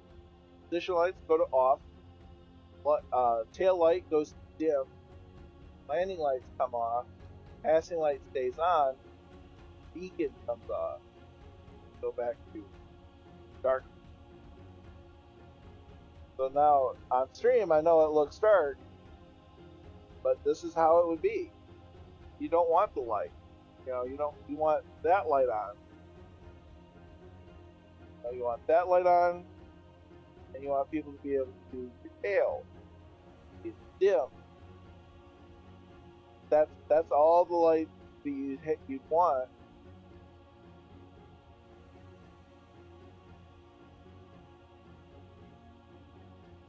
So that you could be, each plane could see each other in formation, but you couldn't see, the Germans couldn't see you from the ground. Now, Murph's playing with the drone cam, and he's kind of brightened up his exposure, but we're going to get the authentic experience. We do that. Look at that.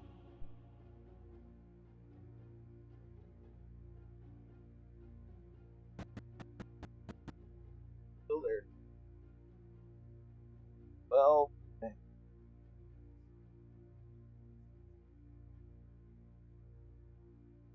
we are. Look at that.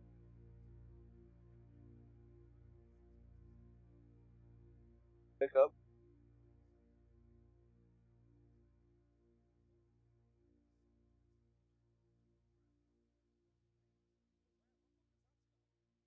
Again, we're letting Murph's crew get a little distance on us.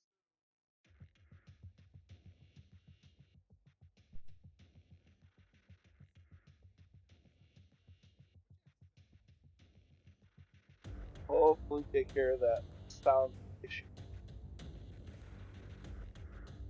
40.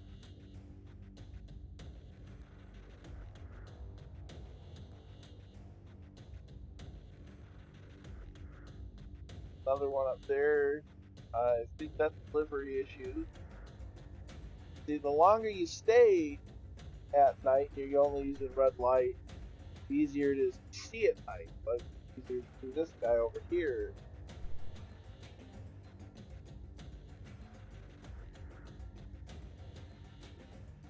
And then see with moonlight.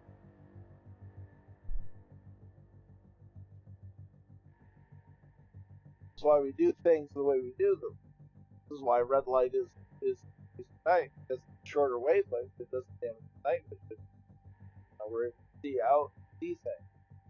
Now the clouds are still going to wreak havoc on finding the right drop point. And in a lot of ways, it's also going to provide us cover from spotlights. There are different, but do the best we can. Let's get closer. So apologies about the sound. Most everybody's getting away. But we're running a lower engine setting than they probably are, so that's going to help bring bringing that separation.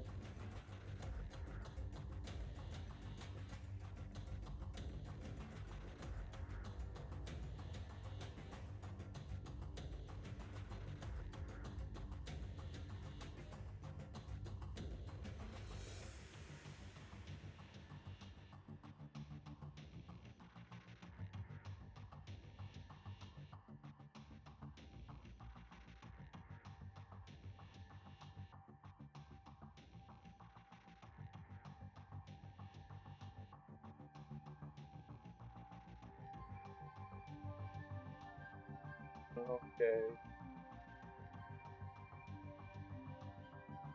Do a check if Pathfinders out there doing.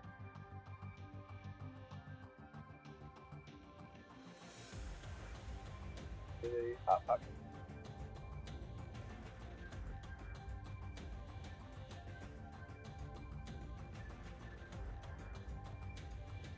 Try to check up on your friends. The internet wants to spend money.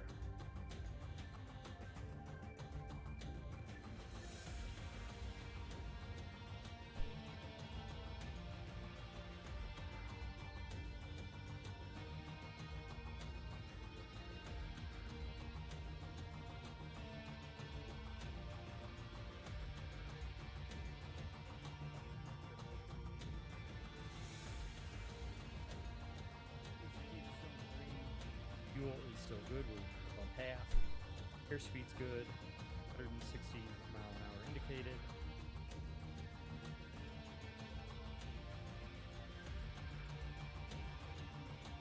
Observing the trail, our cow flaps. Doing well. We sure did, Colonel. We're about to cross the coast right now. That's the coast right off of our nose there.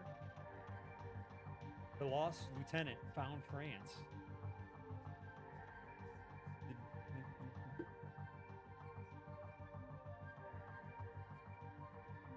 The lost lieutenant, with the lieutenant on the front of his helmet, found France. Thank you, Colonel. Into the maelstrom we go.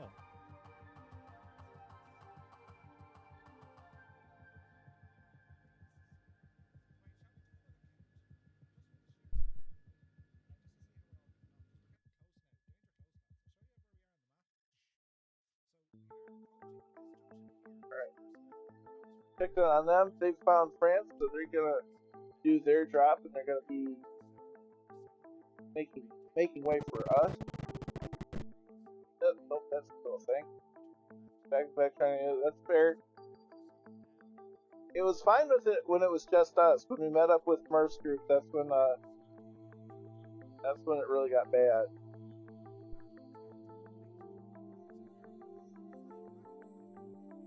But we're all blacked out. Got the moon. Most everybody's well enough ahead of us. We have many people behind us.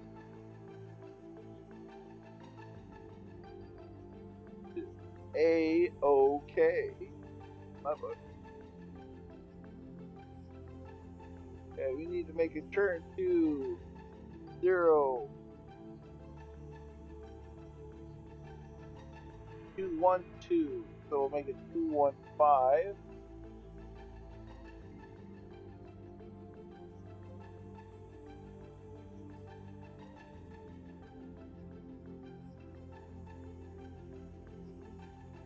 Like course correction.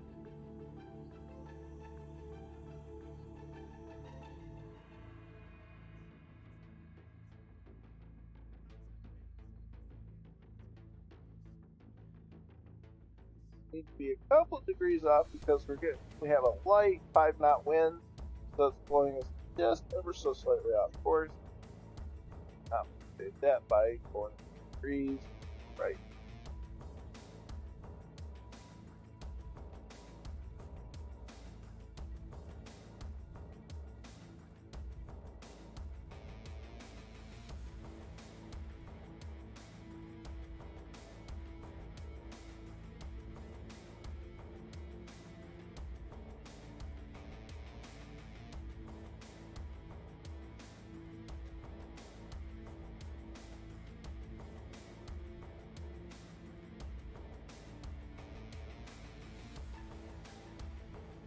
Rob. Dewey. Look at all the community members. All those decent trees. There's Cloud. Of course, we've got Nova Stuff, Tarnish, Acoustic, Viper, Blue Yonder, Kozaki. Got the sound bug. Hey, sound normal. Woo. Oh, yeah.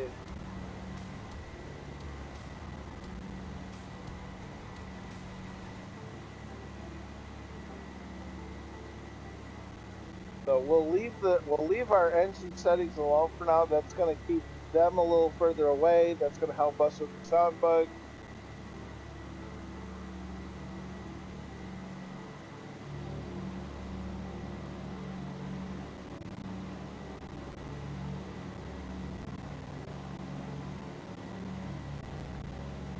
But other than that, we are over the channel and we're on our way to France.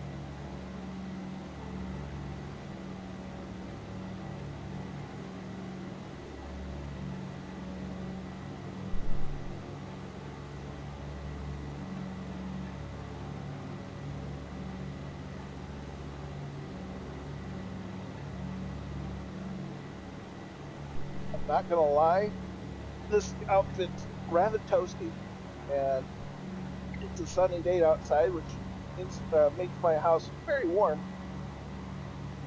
But you know, it's worth it.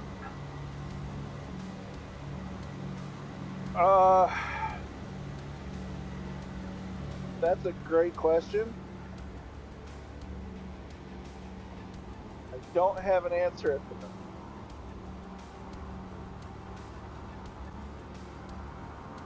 We're about to make our... Nope, no. 37 point.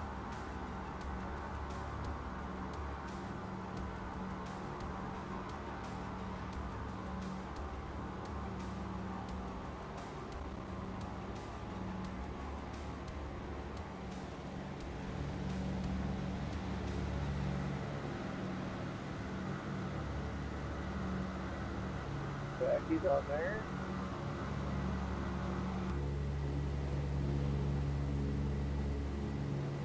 Still doing good in here.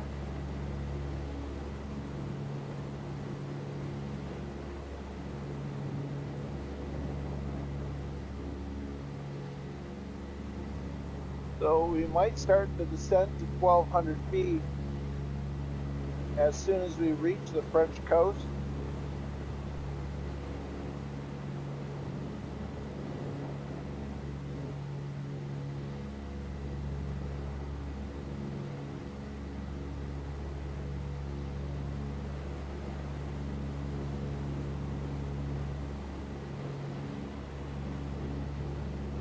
So it will be a good.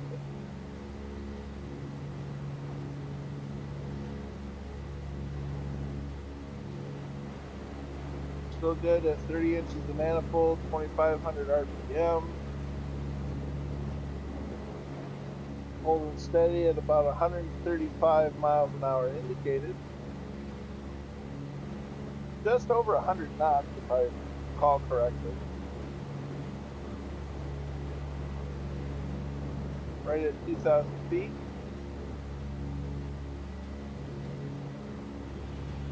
French toast, yes.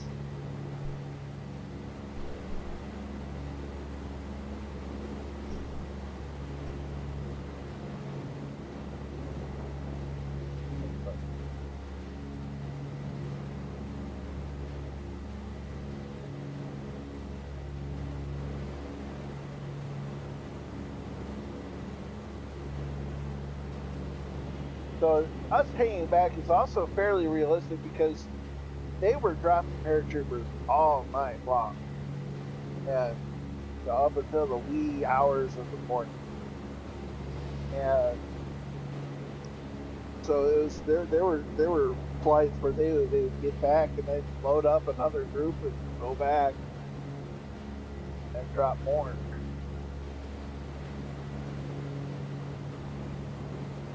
Okay. pardon me, it was kind of crazy.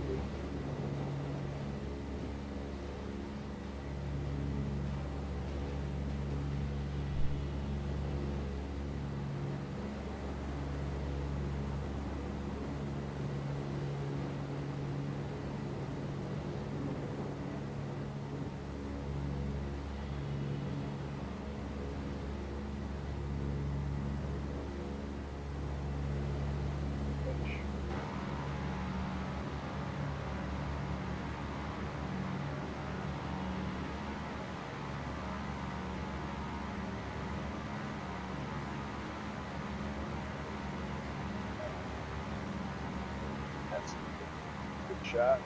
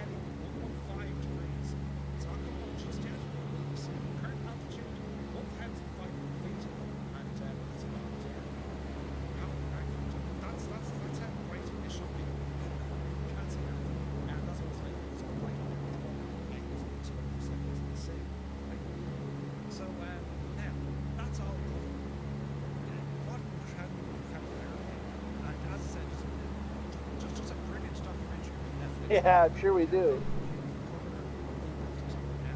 Not only that, but the Firefly air map has got to be lit.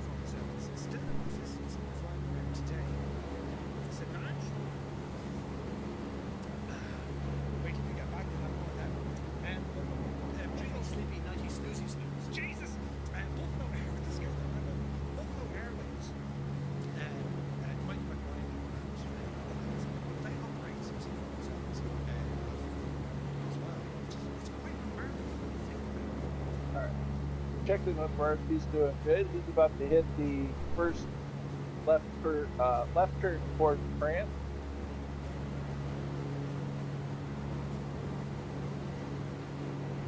We may actually bump our speed up now to 35 inches of manifold pressure.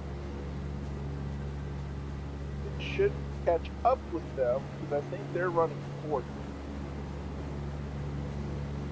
But it did give us a little bit more support. Still going to be at 2,500 RPM.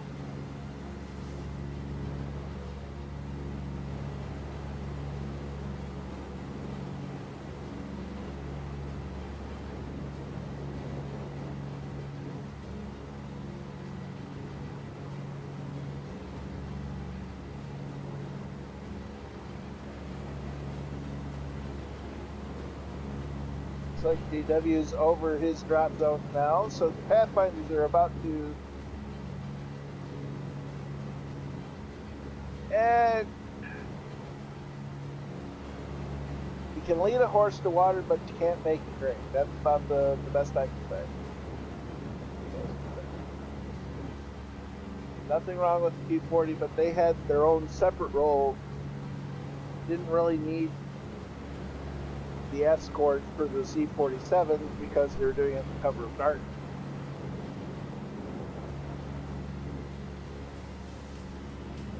But I digress.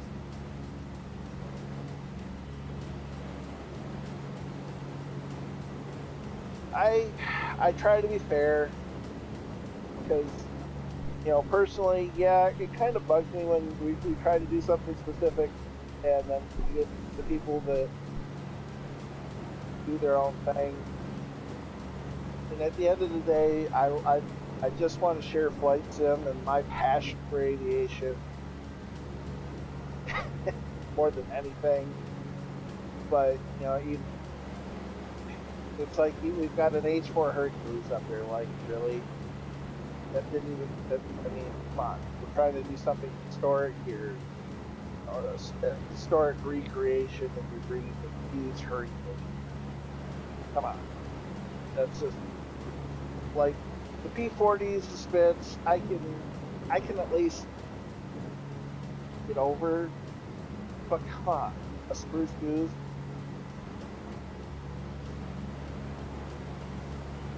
But again, I can't control people. I have enough issues when it comes to control freaks and this and that when it comes to work, and that's already been causing me a amount of stress, which unfortunately has been one of the reasons why I haven't streamed, is because I don't have the energy by the end of the week, physically and mentally, because this work has just been absolutely draining. Thankfully, with my birthday having been this past Thursday, I took 2 days off and I paired it up with a weekend to have 4 days off, and it's been doing my mental a lot of good, and I've been very happy for that. And I wanted to stream Saturday or stream on my birthday, but after my birthday dinner, I was a little wiped out. Had a nice New York strip steak cooked on a lava stone, and then just a brownie ice cream waffle cone volcano of goodness. And Gentlemen, your Pathfinders are ashore. Aye. So Pathfinders are ashore. They're down. We'll be keeping an eye out for the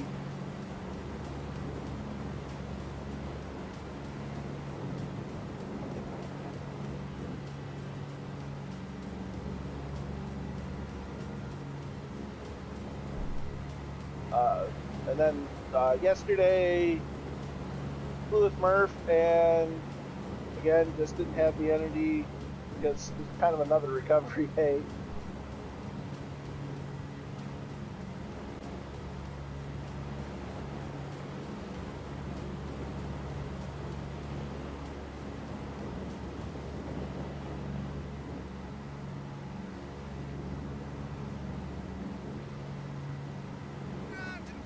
Should I never expect it? Pathfinders are drugged and in place. Nice. This. Many loads of flying formation with us in a Spitfire.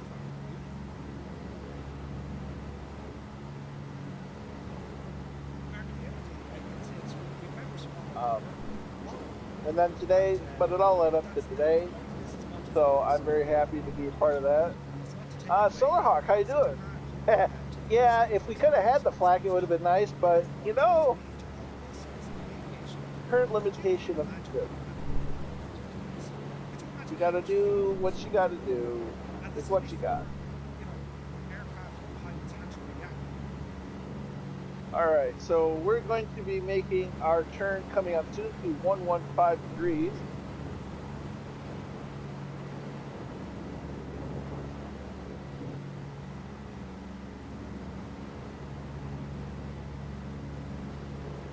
Flying a little wide, just barely wide bender.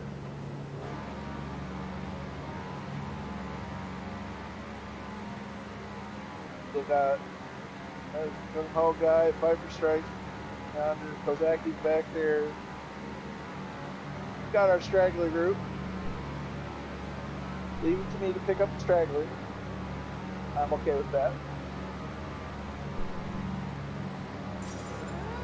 Splasher 6 rating with a party of 6. How you doing, my dude? Block Track, good to see you. We are over the English Channel. about to raid Normandy, France. Our drop zone is near Carentan. We are dropping the 101st Airborne. We are the 92nd Squadron of the 9th Air Force. We are feet wet, so we are blacked out. We're about to make our turn to the mainland here shortly.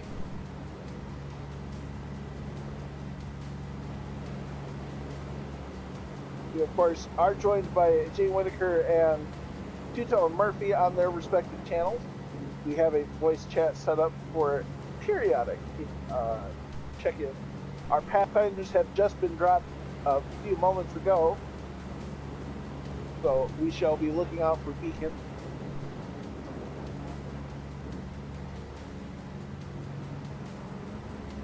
We see a couple of twinkling lights here and there.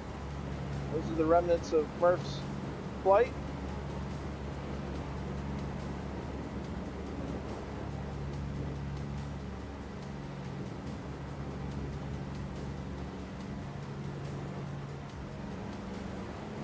Again, we'll be making a left turn to 115 degrees here in a couple of moments.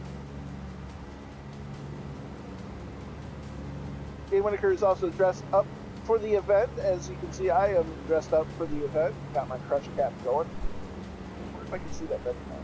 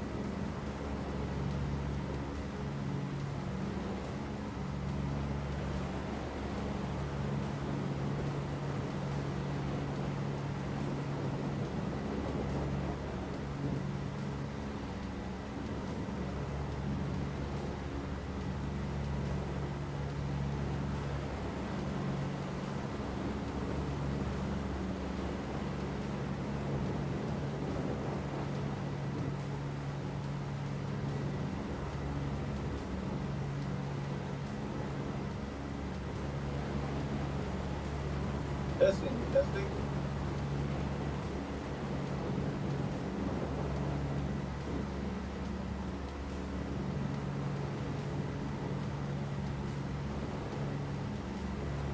Well, I don't know what microphone it is, but as long as it works, I guess. Was all kinds of microphones. Let me test it out first. Testing. Oh. Testing, testing.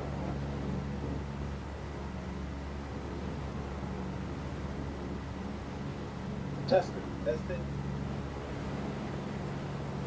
Yeah, I think so. Back to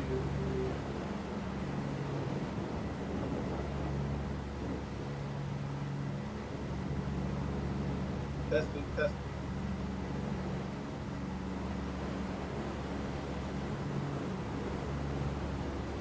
That's gonna be fun.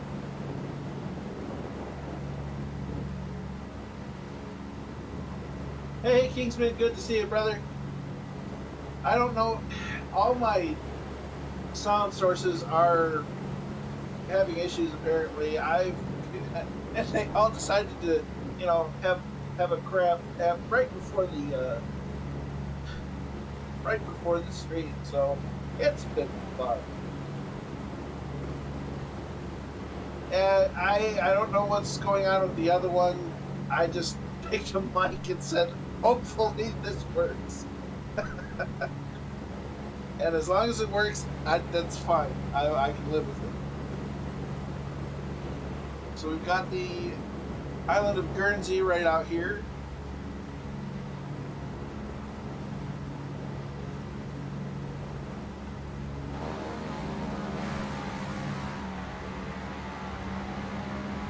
We do have someone flying right here with us. You can barely see him. That's the point. Because if we can't see him, the Germans can't see him.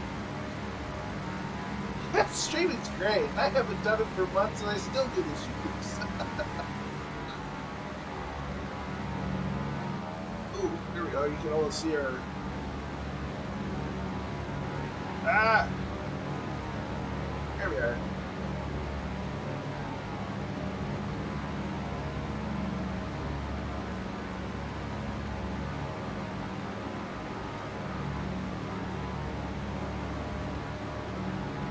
Check in on Murph.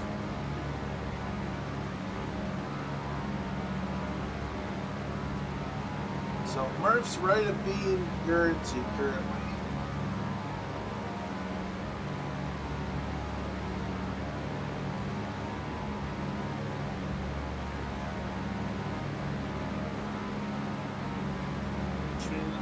We fell significantly behind, but that's okay.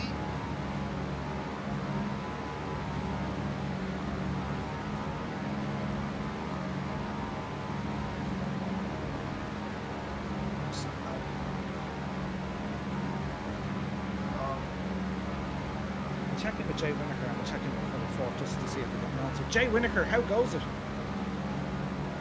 We are heading home. We're paralleling the beaches right now, getting ready for our course to head back home. Nice, nice, nice. Everything dropped all okay? Yes, yes. The Germans, Jedi decided to shoot at us a little bit, but we got through it. You got hit up a bit? It's okay. And Colonel Fork, how are you getting on? How are the servers behaving, dude? Servers are behaving just fine. We had to fall back a little behind the main group for a certain sound bug. But we are just about to pass Guernsey now. And Nice. looking forward to seeing the shoreline and descending to 1,200 feet from the ground. Nice, man. Nice. Sweet. Okay, good stuff, guys. Keep it up. And, well, we'll see you back at the bar. All going well. Your first round. Yes, indeed. No hassle at all. Now, Murph. Right. Now, Oh, Murph, yeah. You didn't dress for the occasion, though. I did. I'm wearing me paratrooper socks. Yeah. Uh-huh. It checks out. I'm trying to look around. I don't have fancy apparel. Jay Winokur's dressed up all to the nines. Like Colonel Fork, are you dressed up in all the gear as well? Well, you just have to check my stream to find out. Hang on a second. We'll jump in now. That's it. Name and shame, lads. Name and shame. Hang on a second. Oh, he is. Look. Good man yourself. Oh, look at this. Inbound alert as well. Colonel Fork has all the gear on. You got the hat as well. Yeah, with the headphones over the hat like you should. Oh man, that's so awesome. That is so awesome. Loving it. And the red lights inside the cockpit. That is brilliant, man. Loving that. Loving that. Right, what's Jay Winokur doing? Hang on, I'm practically pressing the wrong button, look. Now, when we do market garden, Murph, you've got to dress to the max like us. Yes, you do, Murph. Really, yeah? Yeah. There's Jay Winokur and all the gear, look. This is brilliant, look. Fantastic. Oh, that is so good. I just Love couldn't it, gear. fit the headset over the helmet, but I do have the helmet. You have the helmet, yeah. But you won't need the headset once you jump. It'll be fine. That's awesome, guys. Loving it. I'm loving it. That's brilliant.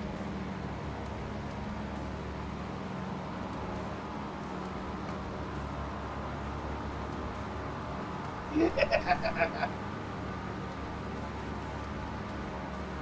Got that right, Kibbo. It's got to at least try. Oh, this thing is warm because it is wool.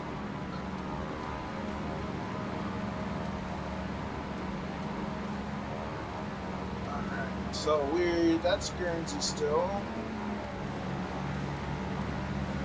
We're still on our little group. How you doing, Gibbo?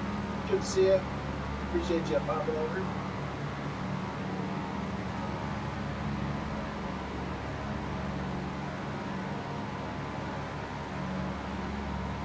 Someone's running their landing lights. Who's running their landing lights over there? The Murph's group.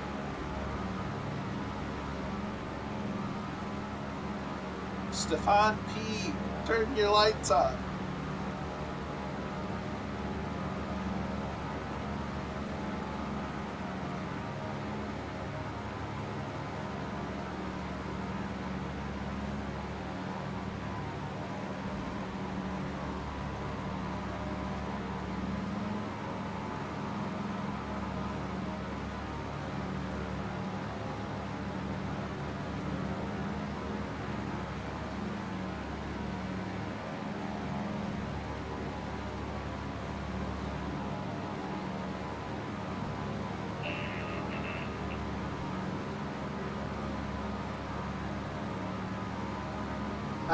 I love Colonel Clayton. That is Mick Ham with the follow. Many thanks. Appreciate that.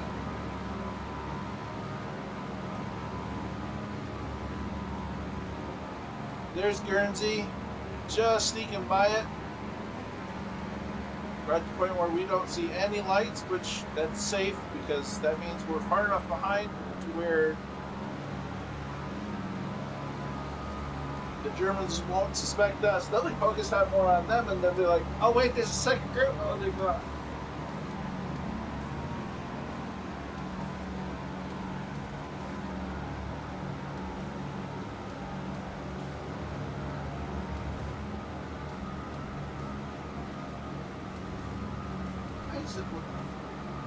There's a color difference between my monitors, and that's going to bother me much more than it should. Green Swing, yeah, there's nothing wrong with that.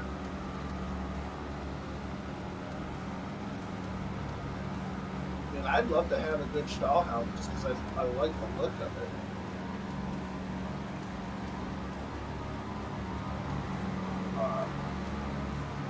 Yeah, I'd be wearing the steel pot too, but again, with the headphone thing, it doesn't work.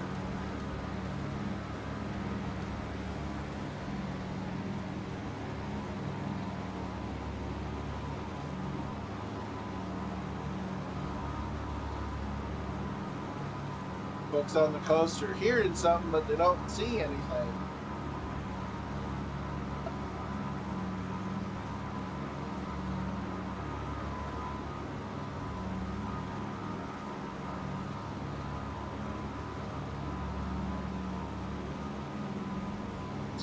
JW is still working with his name tags on, as is Murph. We're the only ones not running name tags.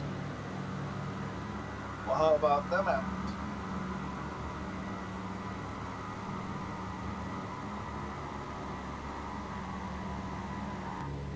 Back to the cockpit we go.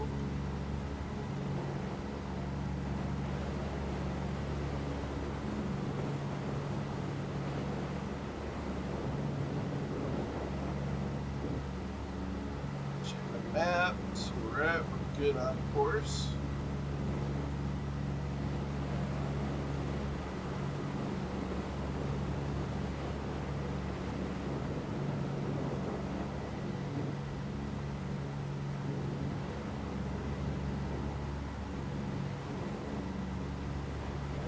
Channel Islands.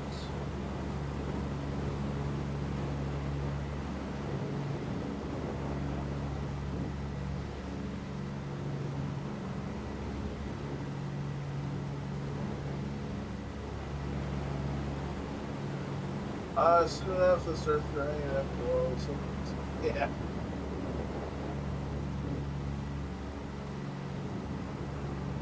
Alright, we're starting to see mainland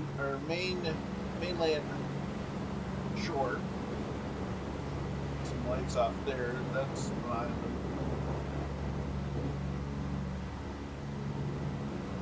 But it won't be long until we're over the shore, which is when things will get really interesting.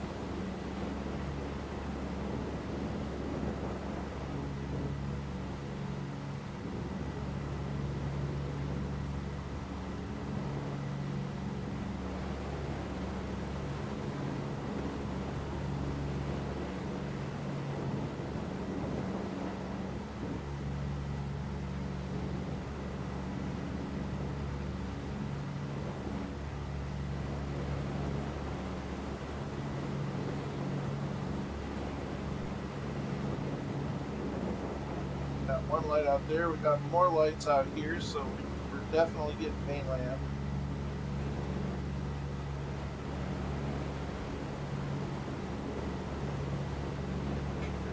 It's good, good.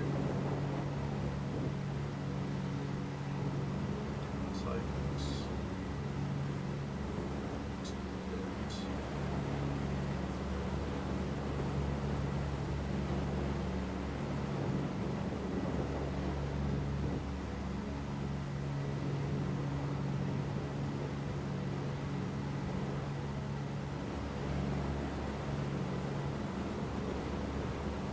now we're starting to see the shoreline.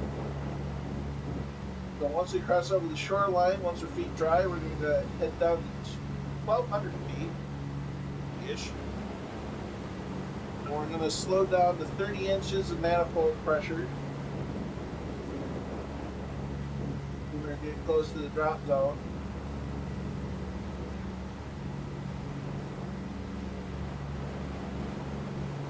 It looks like Murph went to 1,000 feet instead of 1,200 feet. Best of luck. Because you want to be fast while you're going over to the enemy territory, but you don't want to be so fast that you can't drive the parachute. Now, ideally, you want to be between about 130 and 140, or about 120, I think 120 and 140 miles per hour. Most drops ended up being at over 150. Just, a lot of panic sets in. You're over enemy territory, flags are going off everywhere, planes are getting shot down, and you just get that natural sense of, I need to get out of here now.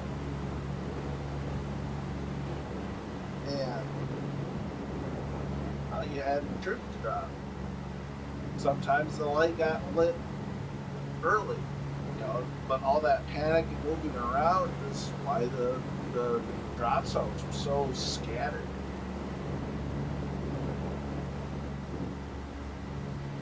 A lot of it had to do with just sheer panic.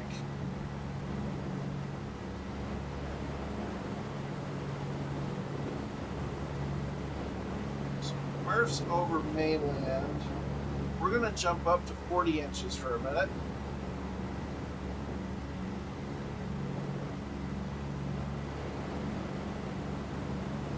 It still leaves us in the green arc.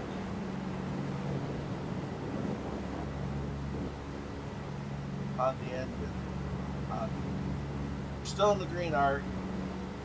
We want to get a little further inland, and we'll slow to 30 inches when we're almost over the drop zone.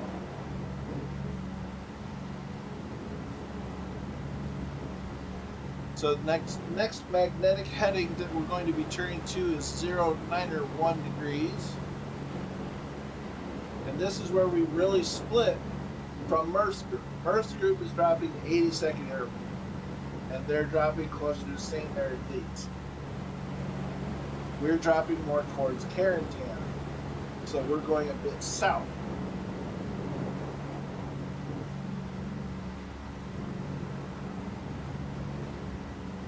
Because we're dropping the 101st Airborne.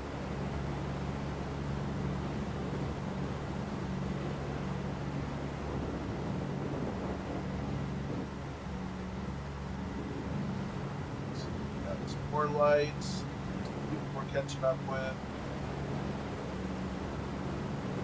Starting to see lights from our turn point. That's more Channel Islands. That's Jersey.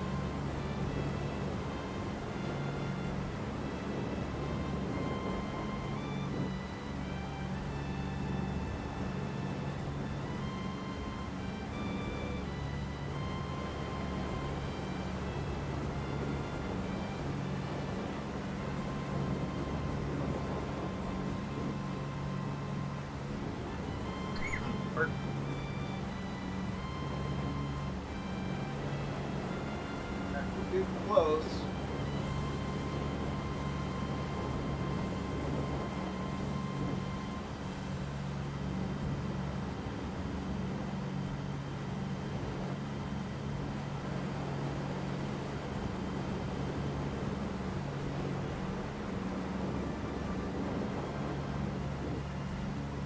Checking with Murph. Hey, Bomber, how you doing? 095 for the waypoint carried in. I have on my flight plan 091.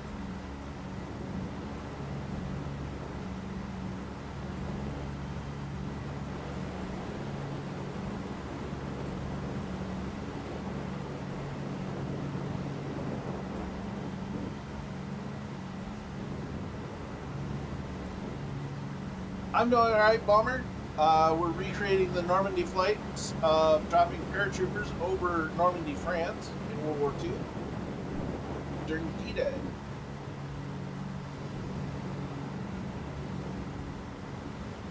We have Jay Whittaker doing the Pathfinder drop. He has already dropped his paratroopers. Murph is dropping the 82nd Airborne as we speak.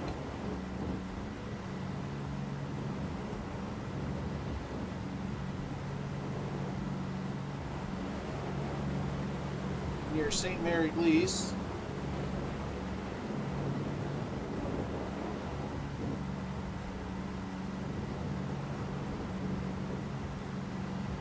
And we're about to make landfall over France, head towards Carentan.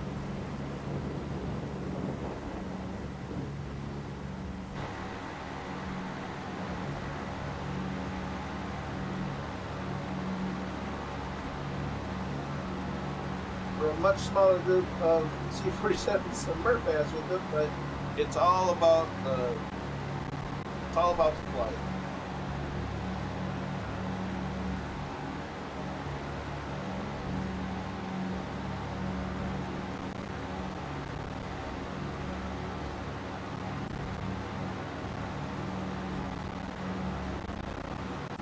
Awesome, dude. Awesome.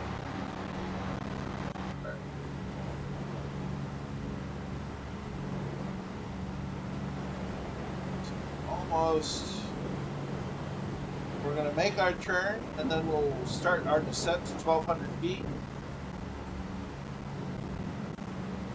We're going to slow to 3.5 inches of manifold. So we're going to start slowing down now. Just a wee bit.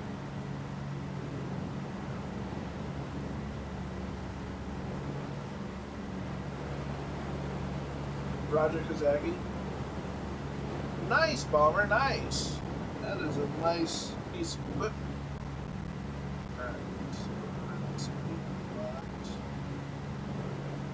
First, we're going to wait for our turn to 09 or 1.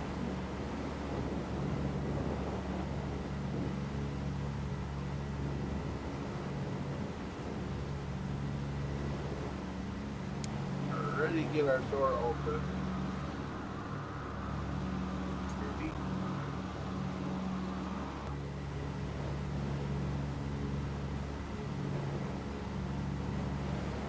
Wait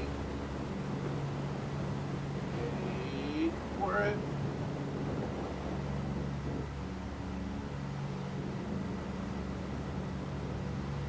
Okay,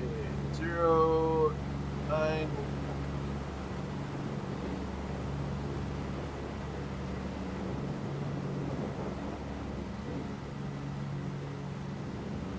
Vertical speed, we're going to drop down to 1,200 feet.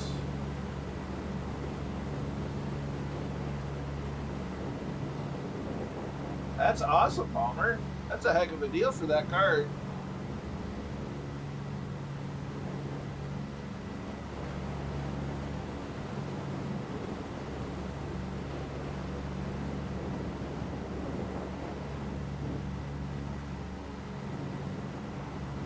Yeah.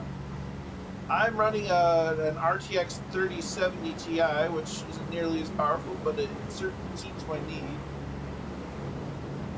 Okay, we've got 600 feet to go. Remember, we want to stop at about 1,200 feet.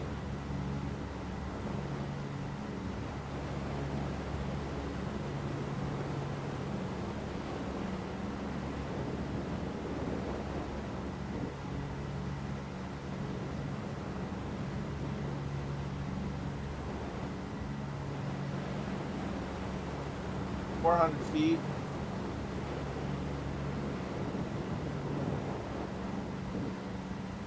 Nice.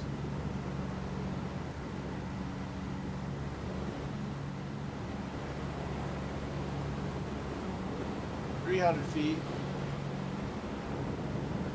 Yeah, I remember you mentioning that a while back. It's a pretty neat project. 200 feet.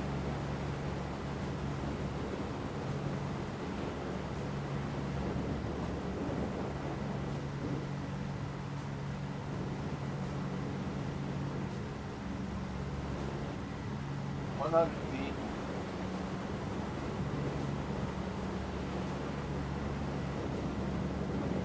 I'm okay. I haven't been on in months and I feel bad about it. Okay, leveling off at 1,200 feet.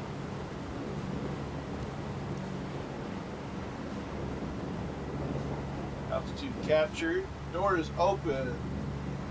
Just waiting to be over the zone.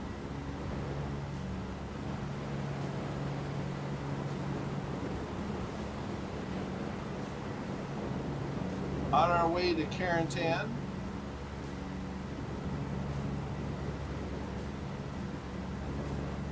Now, once we make our drop and we start turning towards back towards England, we're going to hit 40 inches of manifold pressure. We're going to jump to 5,000 feet and book it home.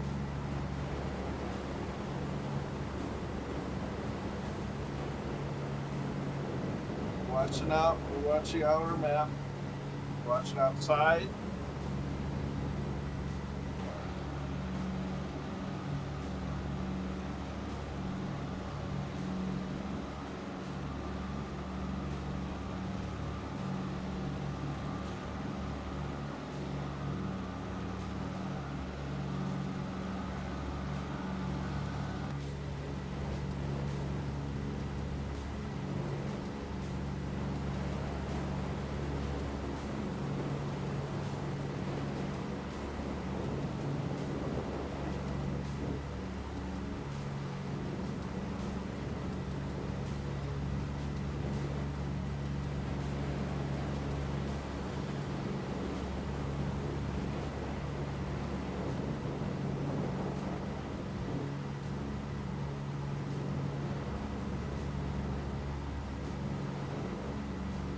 almost there. No, we're dropping paratroopers. We want to static line jumps are where the paratrooper hooks up to a cord, and as soon as they jump out, that cord will pull their chute for them, so they can do it at such a low altitude.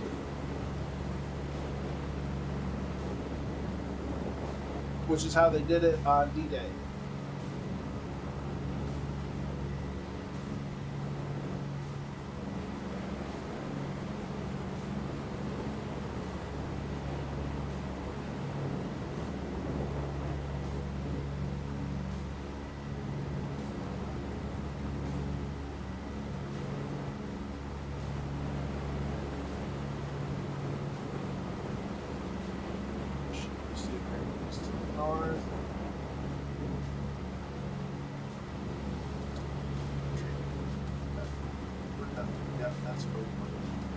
We're where we want to be.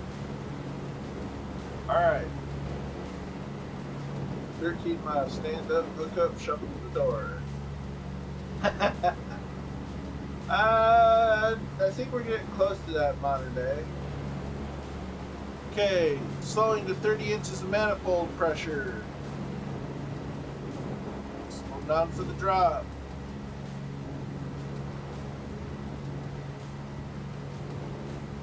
First turn will be as to 037 degrees.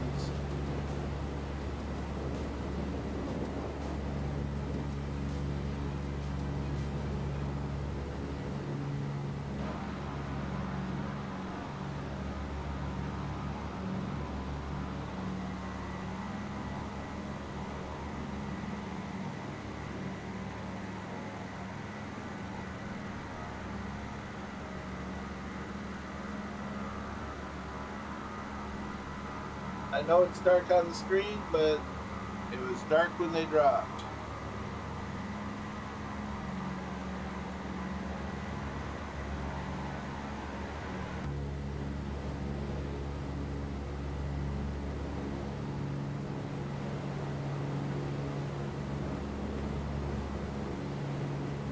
Well, that was the best way to get surprise on the Germans.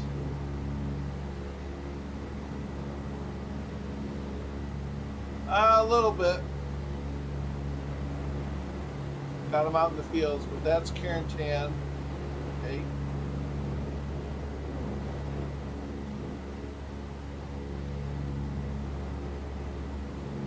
We're going to drop just outside of Carentan.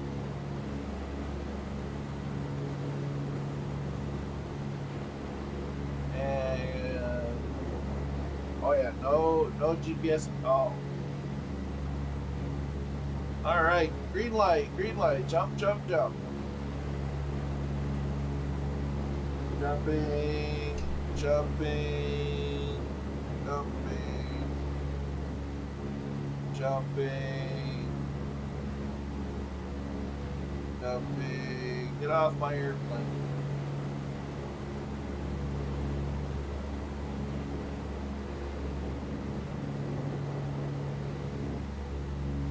Uh-oh. It went down.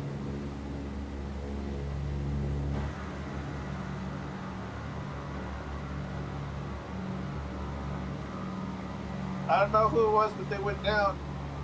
Alright, troops are dropped. Closing the door. Heading change to 037.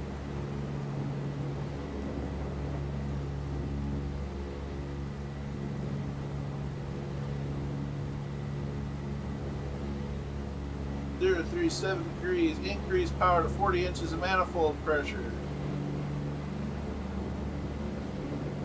Vertical speed up 500 feet per minute to 5,000 feet.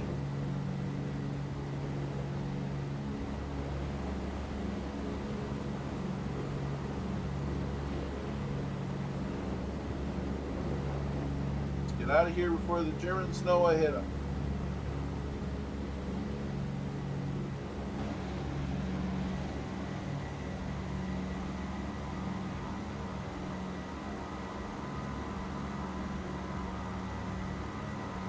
No, they didn't have drones back then, unfortunately.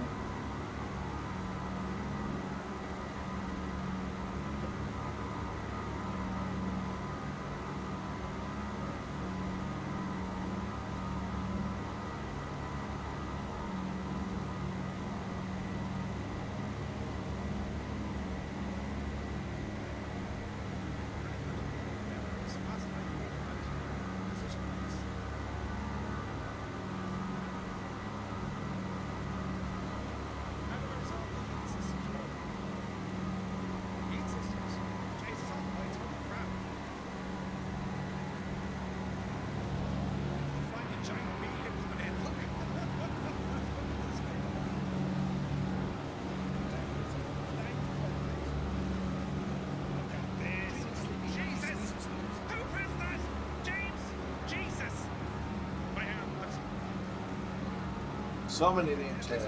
Alright.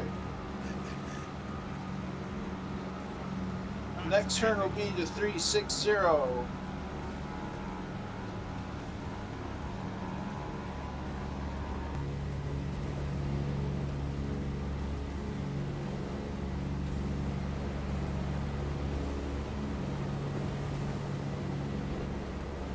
see. Up to 5,000 feet. A little bit.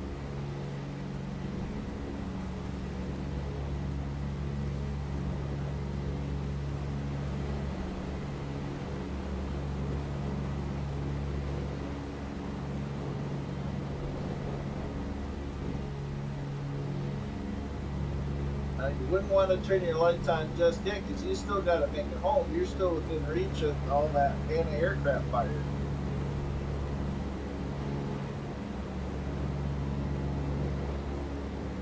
That's about where mine landed, a little further north of yours. So that, but they all made it down.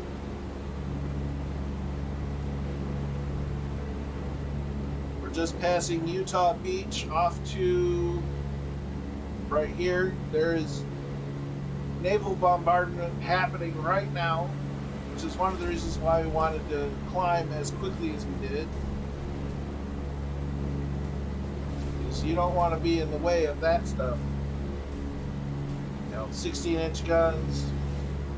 Not something you want to get hit by in an airplane.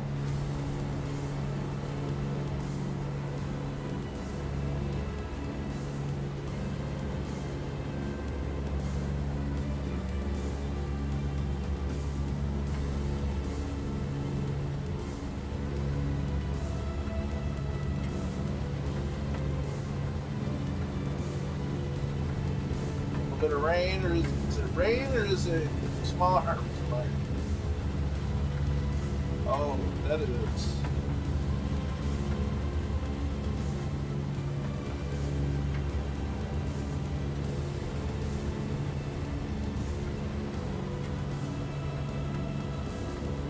Yeah.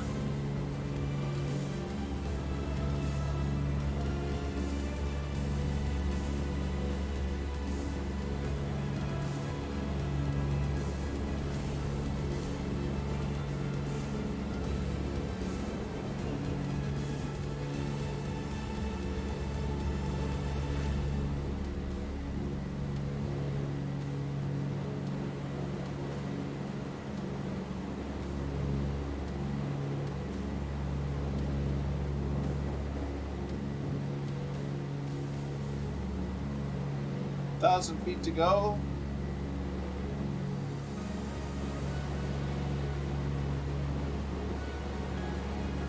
Now keeping an eye on that manifold pressure gauge, because the higher up we get, the thinner the mixture. And we're on auto lean, so we still got to make sure that we're producing power.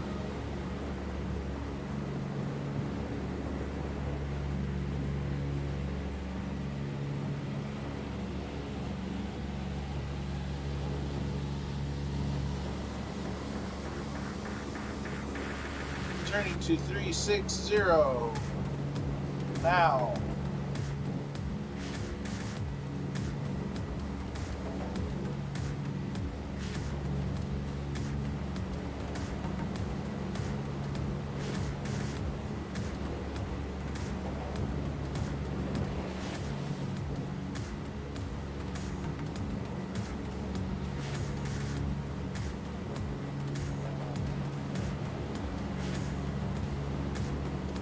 I think Murph and them turned their lights on way too early. I'd want to be a lot closer to even before I turned my lights back on.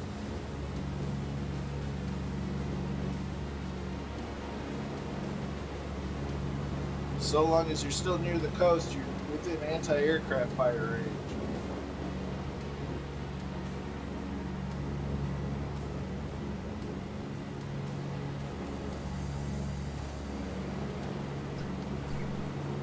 Okay, coming up on 5,000 feet.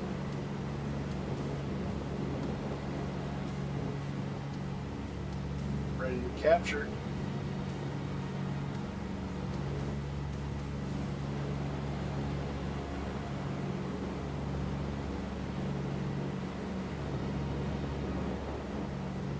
100 feet,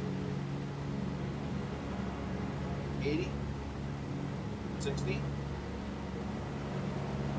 40, 20, capture.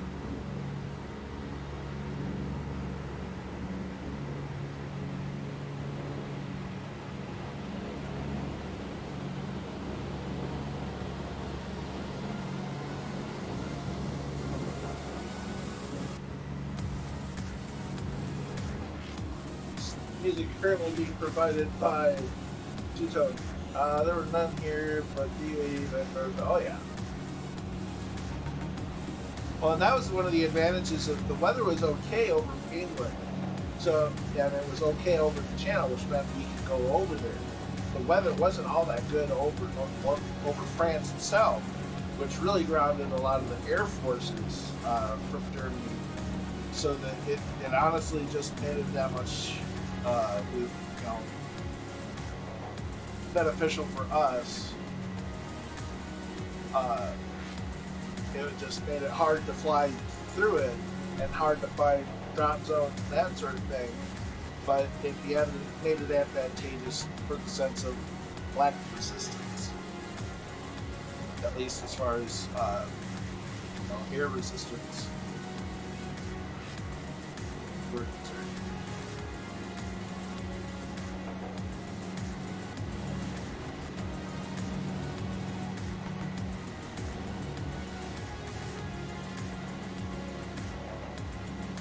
Yeah, Ronald went home. A lot of the brass was just they went back to Berlin. They were just like, yeah, and it almost benefited even more than just the weather being crap on the night of June 4th. Just give that one extra day of, if it's gonna happen, it didn't happen. And awesome, Viper. Awesome. Okay, we're about to make a left-hand turn to 297 degrees.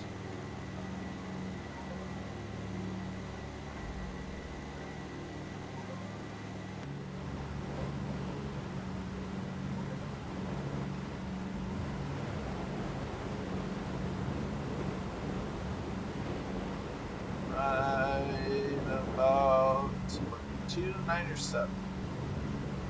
Right about now.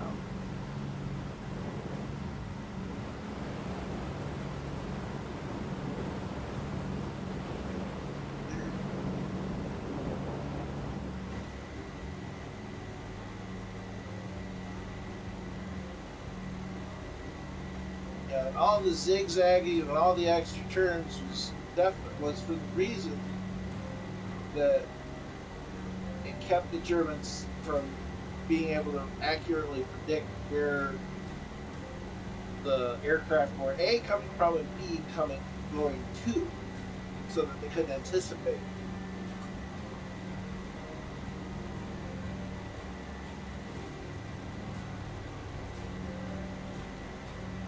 Let's check in on JW.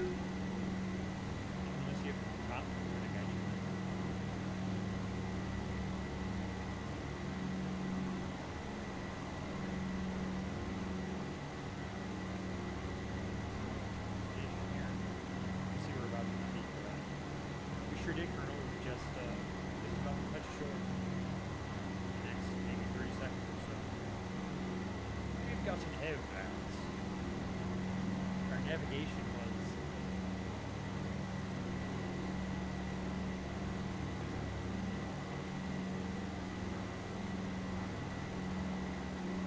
perfection. But you guys are mid-channel there, Kurt? On your northwestern main track?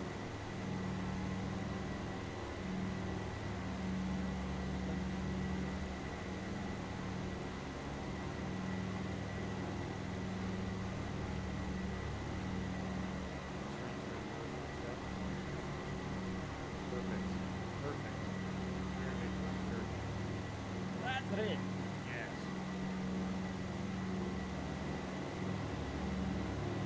There we are.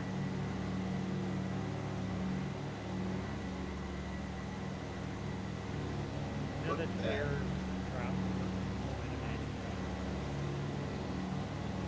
anytime now, the fire boys are probably going to be getting up and getting the roof in, getting ready to go out as well. For the operation. They're probably going to be trying to be out of first line to support those landing speeds.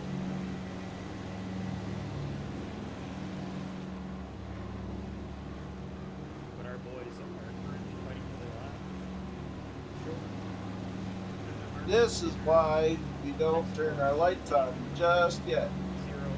Because we're still right by land. You gotta believe there's batteries of AA fire down there just looking. Mark 30.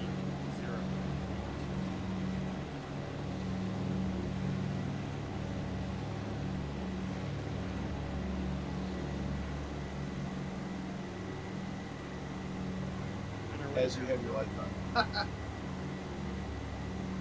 head right to the pub when we get back. Head right to the office of the pub when we get in. See everyone else behind us there? Got an escort here. Is that Biggles up there? That Biggles in his knife fighter. Murph.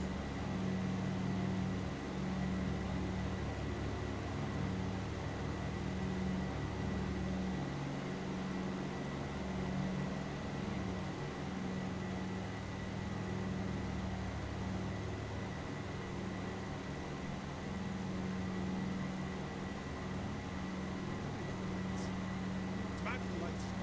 It's mad. So many lights. This is awesome. They can't be back away now at this stage. Like 800 of these aircraft. Could you imagine? 800 of them. Like, it's nuts.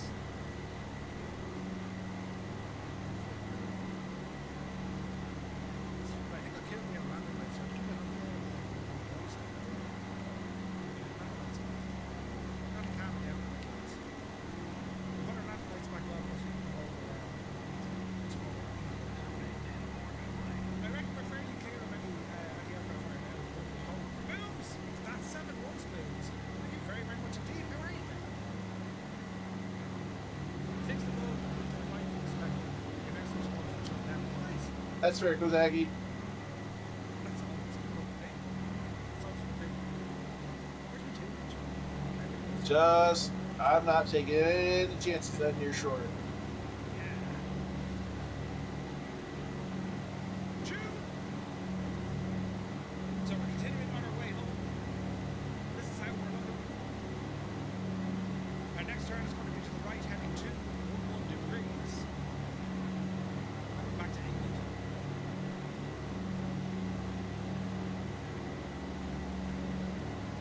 25 months. It said AAA. Did something come up and I didn't say to it? That's about 30-ish. Kozaki got hit by AAA. 211 moments in England. Oh yeah, sorry, balls, no. It's not 211 degrees. It will be 211 degrees minus or plus 108. Hang on, I'm trying to take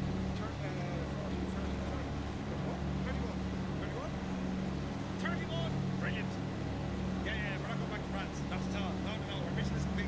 New heading will be 031 degrees. See, this is why I'm being pilot. We're doing well. Should be. It's late into the night as well. You lads are still here. Further Yeah. H is on. These are brilliant. Maths is hard, yeah. Numbers. I Lots of find ninja still ahead of us. when it comes to maths. Everything else about maths is fine. It's just stay. It's paparazzi down Hey, there. that's the legend is here. See it now. Dirtbird, Yonder, Rob. Happy Easter indeed. Happy Easter, guys. Man, what a flight to do. Like, we got to do something with my eyes are so tired after straining earlier on that flight here. Ali, I don't know how you do it. I don't know how you do those mega sessions of stream edge and doing all this stuff. It's absolutely nuts. Bit of news fan itch. Market Garden's next. daytime drive. And like, then you have the Berlin airdrop, right?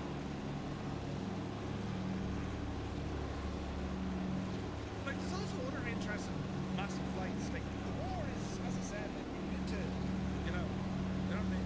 The Luftwaffe did a huge flight trying to resupply the Eastern Front.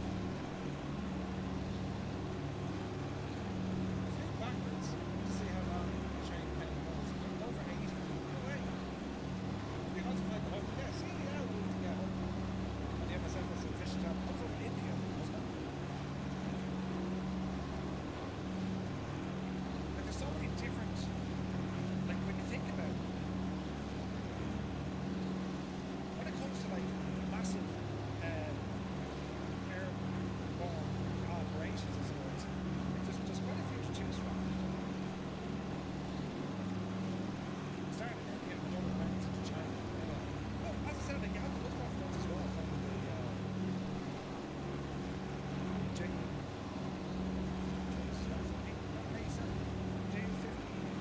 what's the Junkers? Or forgot the Junkers 52. Second CTD is the night forgotten too. The 87 was a stupid, wasn't it? DGS subscribed. Jesus, 14 months, man. When did that happen? Thank you very, very much. There, checking the map. Still doing good. We're far away.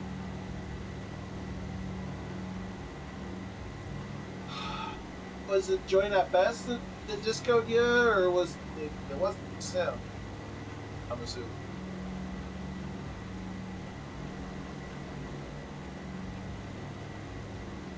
Server, really?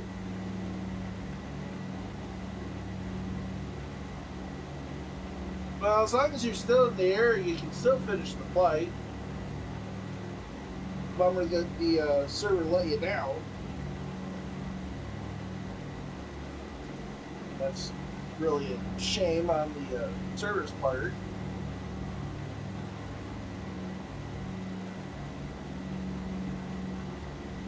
Alright. Gonna start using the right tail light. Keep that bring those lights up. So we still have our passing light on.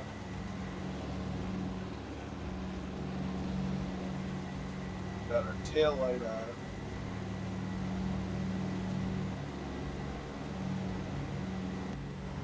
Now,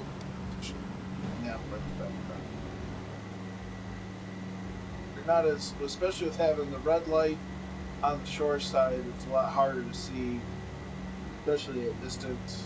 We just won't use the landing lights. That's the thing.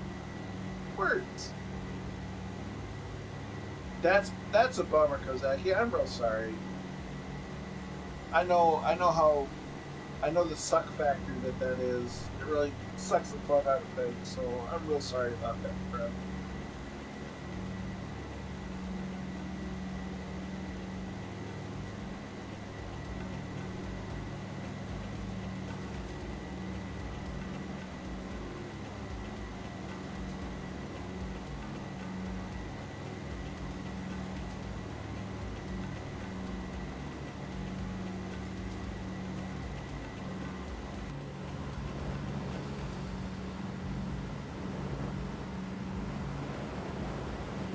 We're indicating just over 180 knots. Ground speed's about 170. I'm starting to roast. But I had to close my doors and my window shades to get all the natural light out of here so I could have just the red light to, get all immersed and stuff. Roger that, Kozaki. Escort would be amazing. We're about halfway through the leg, or this current leg, to get to the leg back home.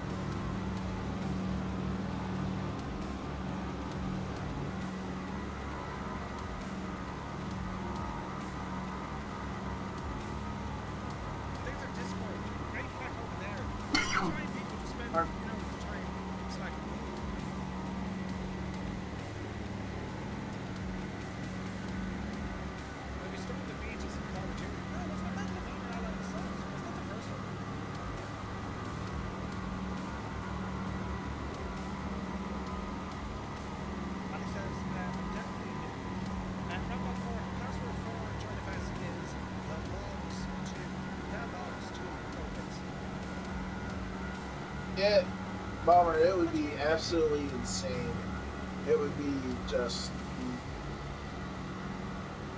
putting this together was a challenge in and of itself, but to have it execute even as well as it is just a sheer wonder. And we honestly made it look easy. It was not that easy in real life. So we're heading right turn at 0. Jesus! Where we turn north? Turn left or right? 031, 031. Straight into 0, 2, 3.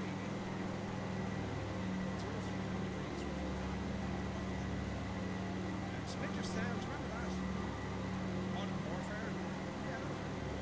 Depends on what kind of combat you want. First person, third person, strategic. Yeah. Do you know we played a lot recently? I played with one. So, not necessarily catching up with Murph's group, but we're definitely making up some time.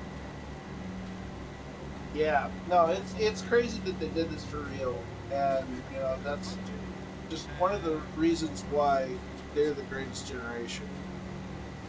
The level of sacrifice that they were willing to lay down to free Europe.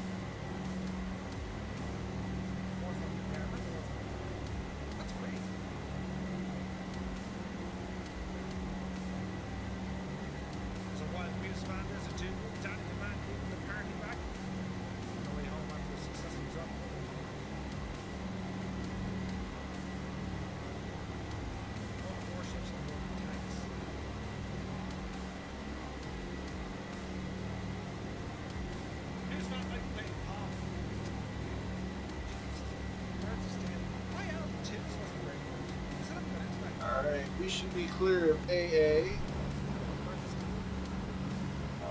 Passing like you come off landing lights. Come off.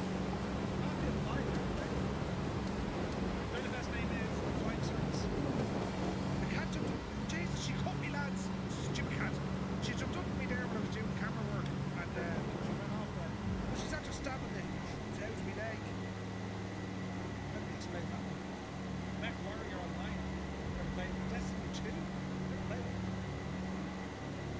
Here's the beer pong that doesn't count. Turtles in time. Hell Let Loose. I played Hell Let Loose, and I played the other one. It's similar to Hell Let Loose, but it's like a war sim. It's not army. It's something like that. Similar to Hell Let Loose. Fall Guys, yeah, that's the one. It wasn't Fall Guys.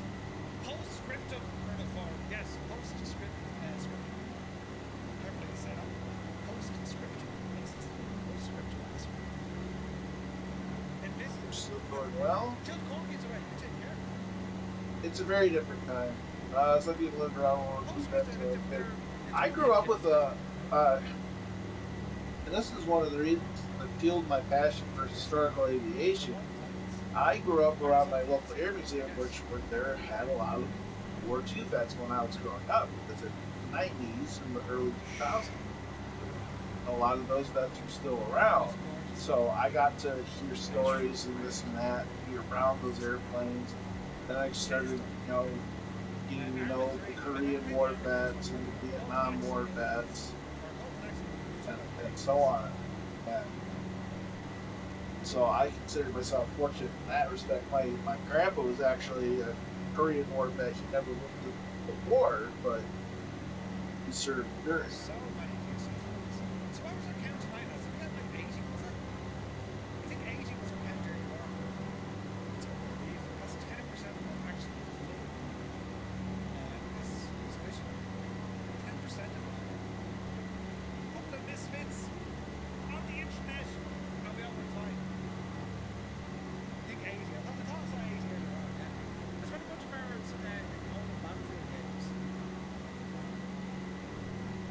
switch them off.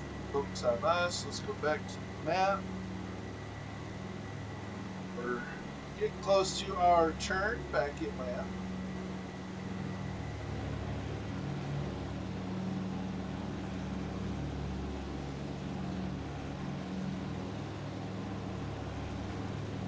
Then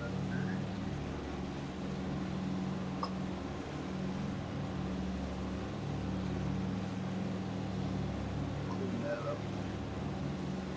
Done for the night. I would say Wars for two. War is a last resort. Jay Winokur, you have landed safely. Mission complete. Safely was fascinating. You had no lights. No, not at all. I had to guess based off the heading about where I was in relation to the field, and I landed right next to the main strip, so I guess I got it right. No way. I can see you there on the ground, man. Hang on, we'll bring your stream in here. Look. So you got it on the ground, man. And oh look, there's a lot of people over your neck of the woods as well. Look.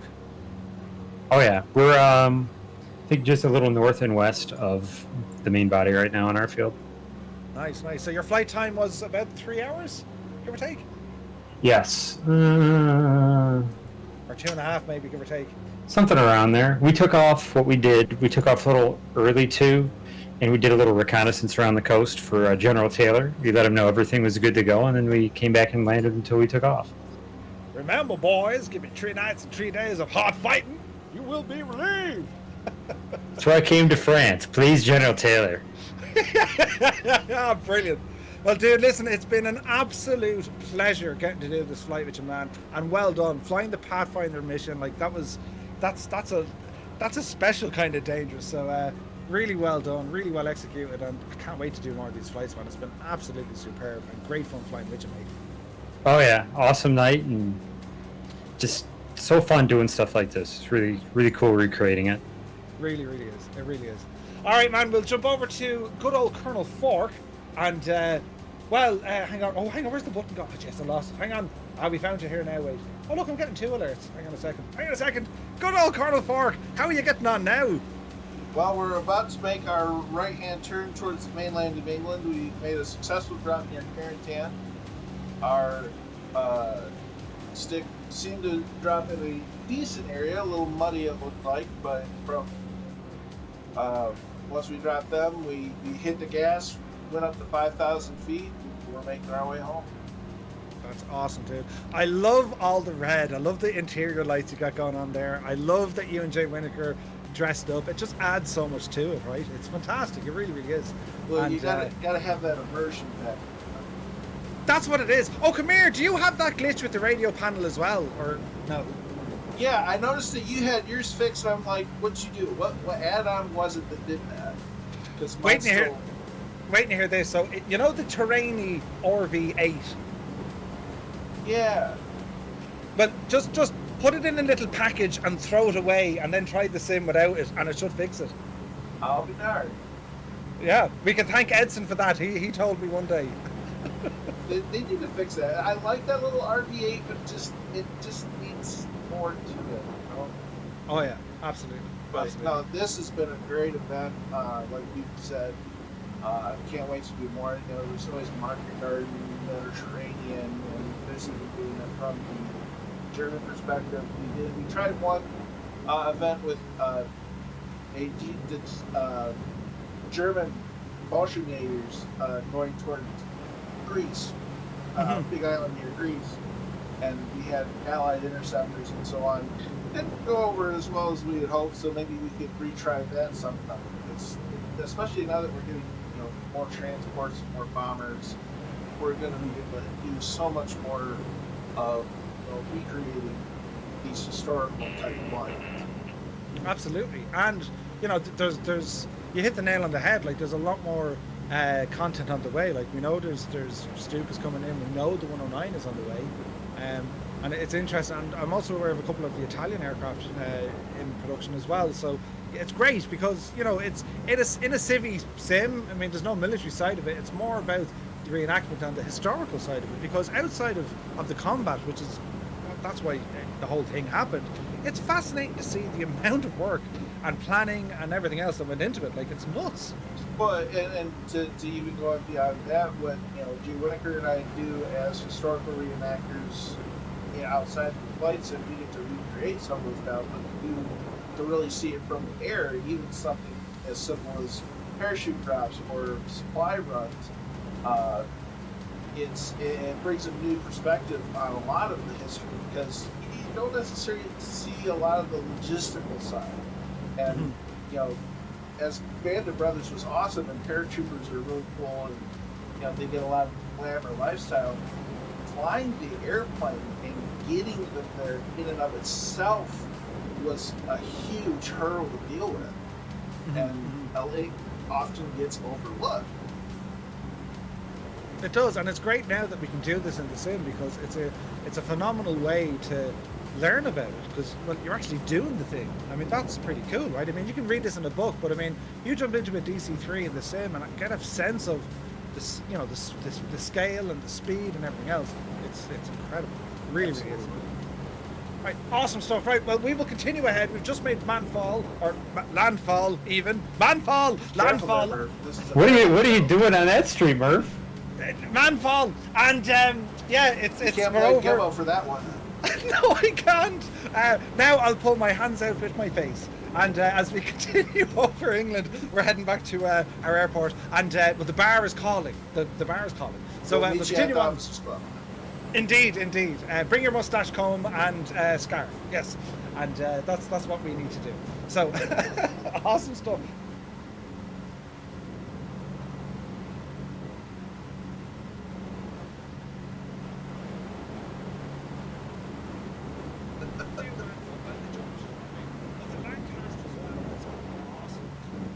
Oh, it's always a good time.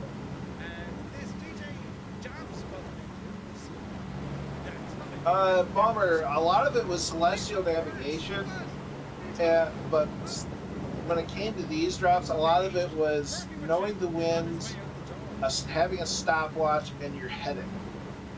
You'd fly such a heading for so many minutes, and then you'd make a turn to such a heading for so many minutes, and calculating your speed and compensating for wind.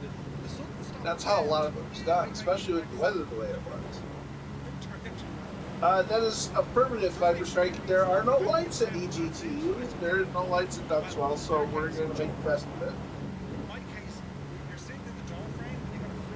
So it's going to be really interesting. We could all use it.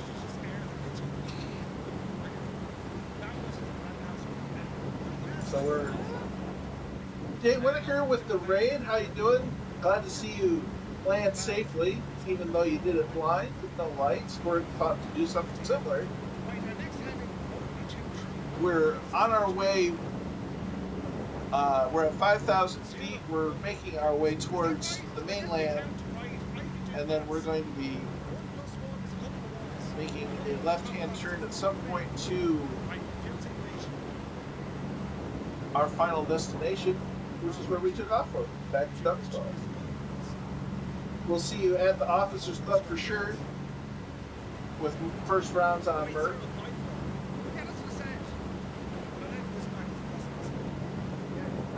Oh no! Things happen always in threes. I think I've had sound issues. I'm on my second different mic. I don't know which one it is. It's been a night. But we did a fantastic job dropping the Pathfinders. We had a good drop with the 101st. Murph had a good drop with the 82nd. So I think it all worked out fantastic. Oh no! You're going to be spending the rest of your evening cleaning up. I'm sitting here roasted in all the wool. I've got a fan going, but that's not doing a whole lot.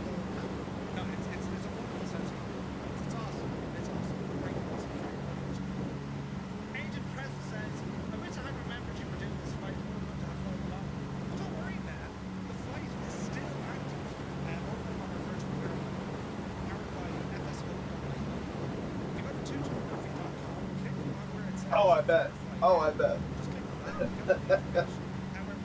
You can't do something like this and not get, like, you know, roasted.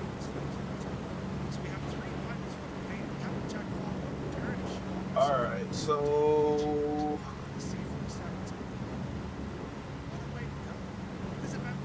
getting close. So what we're gonna do. Hey, Kozaki made it back in a P-38.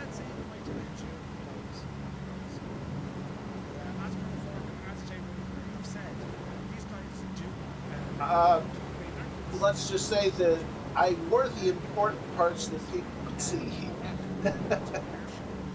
Okay, once we hit land, we're going to turn to a heading of 308 magnetic.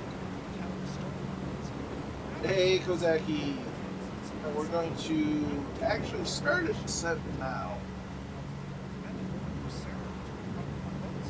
100 feet a minute.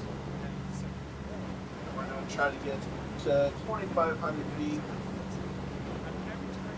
So try and find Dunswell.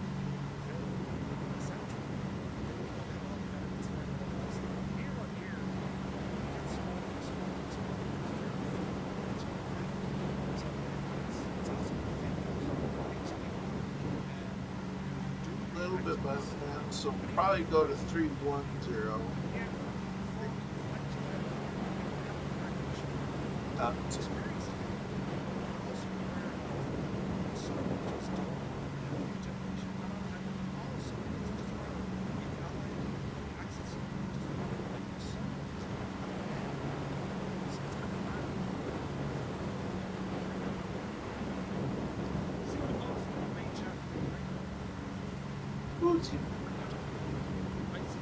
We're getting close. Hey, there's the land we want. Alright, so we're going to turn. There, we're going to turn to 310. No,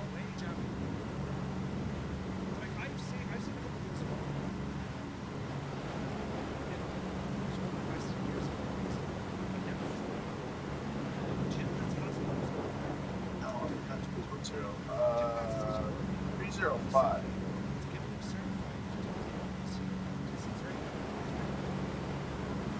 305.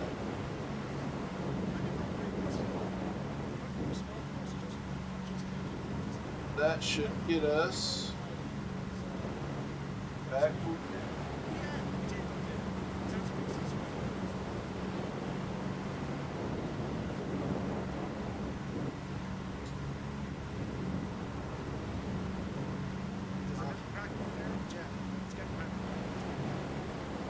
I think we're gonna be burnt down.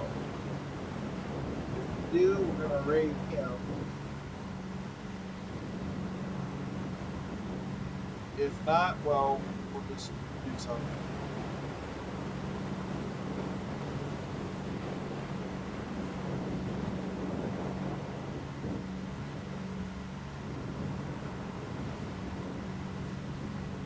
Let's see what else is on. Not a lot.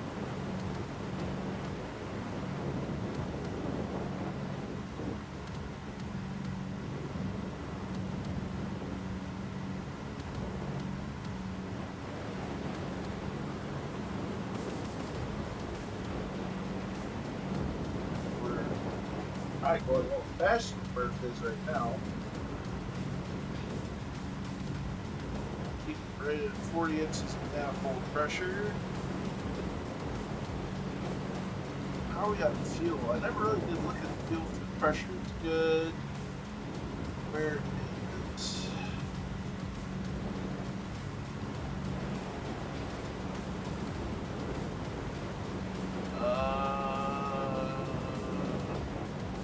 I don't know, but we haven't run out.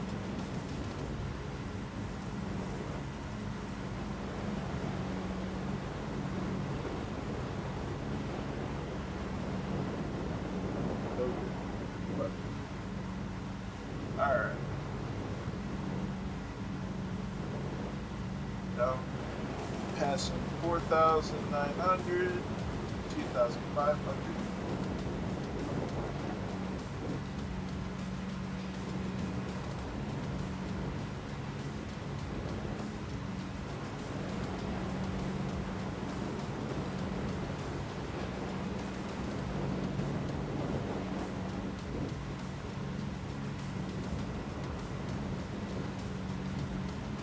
strike ahead. Blue Yonder is up there as well. There's the rest of the crew. Off heading back to where they started from.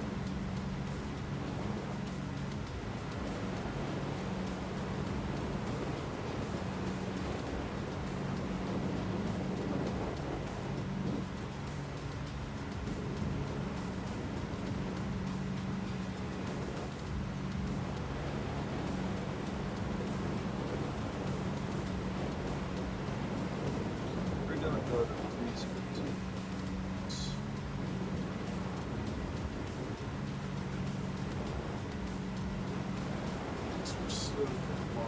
Little too much.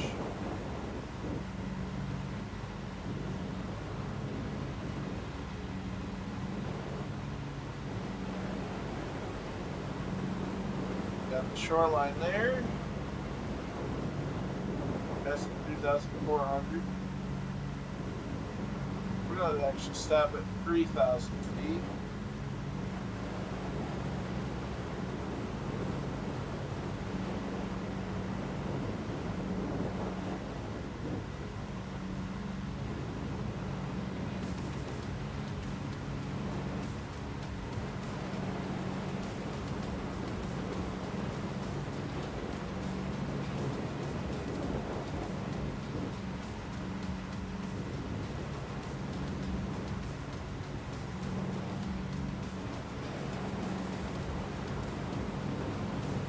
Once we get below 3,000, we should be below the soup.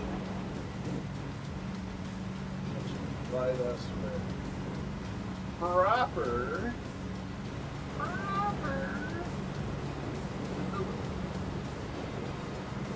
Roger that, Kozagi.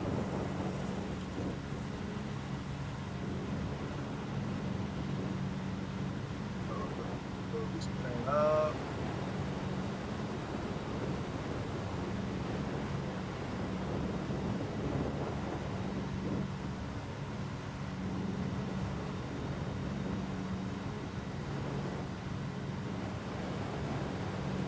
Now we're looking down. Still in clouds, so we're going down to 1,500. As initially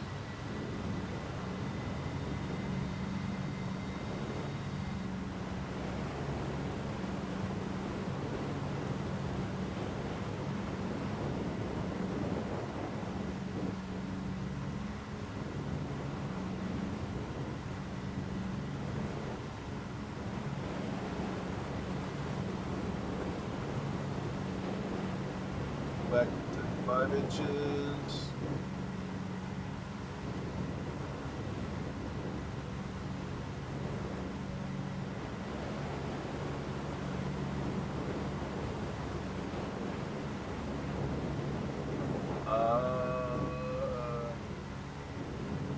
Kozaki, you should still be able to put it in manual pyre up.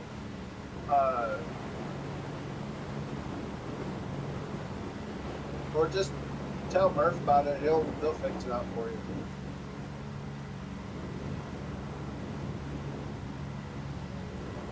Okay, 2,600. 60 feet. 40 feet. 20 feet.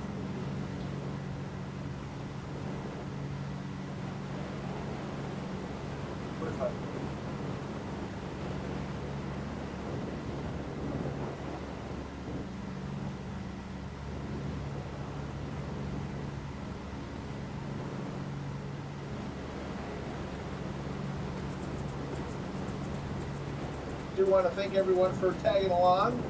Many thanks to Jay Winokur for the raid after he finished his his mission. Thanks for all the new follows. Thanks for everybody for actually stopping at my channel, because it's been a long time. I feel bad for not streaming, but life's been a little hectic, and I just haven't had the energy to stream. But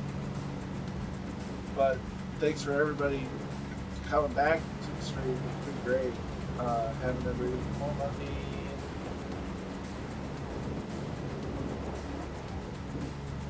Interesting, Kozaki. You might want to let Murph know about the problem. Like, it sounds like it's larger than just LRM and whatever. I appreciate that, Balmer. I tried to just be me.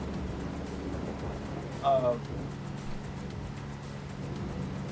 yeah, once we are done here,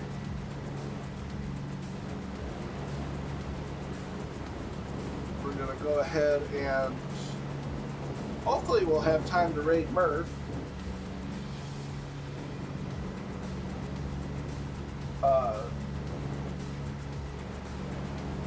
I appreciate that, Viper. I look forward to doing these bigger events again, because we're getting more and more historical War II aircraft, and we're going to be able to do more stuff like it. You don't need to do it in a combat sim, because half the fun of doing these types of flights is doing it with the community. So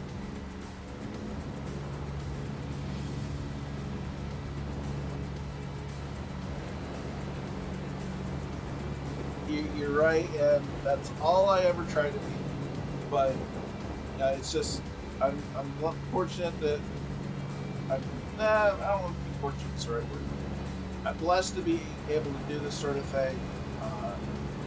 Can't wait to do more. Doing stuff like this with Murph is just fantastic. Murph's a fantastic dude. Jay Winneker's a really good dude.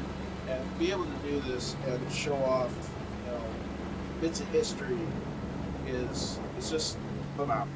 And I look forward to doing more of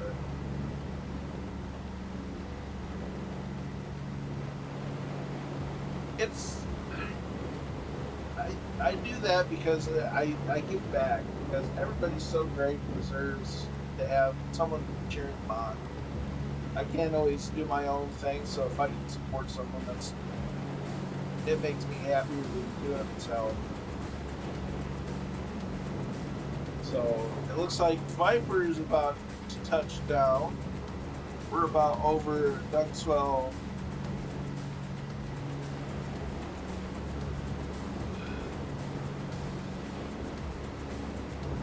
Then you got people that are flying a dark star formation of C-47's. Get out of there! You're not funny. What? Sorry, I'm watching Mercy. That bothered me. It's just like, I understand some people may not have something, but C-47 comes from flight sim. Anyway, I digress. Positive vibes, positive vibes. We're almost to Dunkswell. It looks like Viper's down. I'm going to go ahead and autopilot off. Make sure you're going full rich. Props are going forward. Throttles are going 30 inches.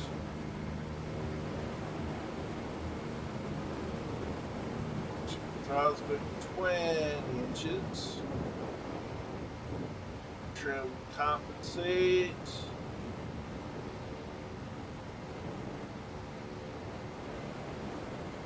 Here's the real dangerous part. We're going to follow this road a bit north.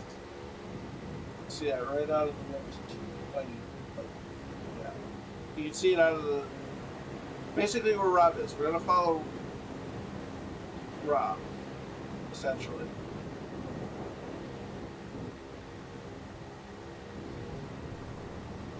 We have to wait until... Probably be here now. 2 notches of flaps. Power to compensate.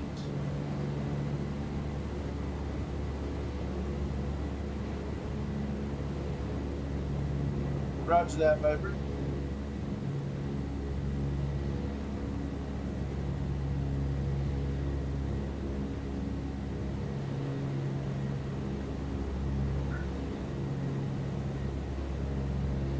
said, kind of following Rob in. Rob in, as opposed to Robin Murphy. Yeah, we should have time for Rain Murph.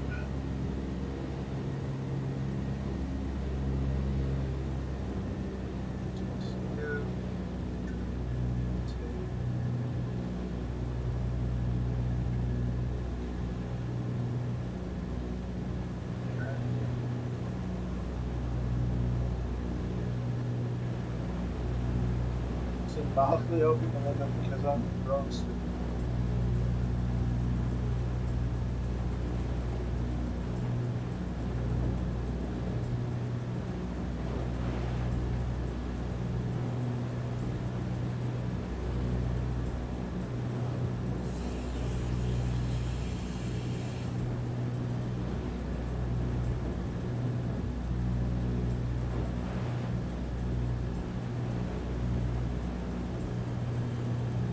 That is in.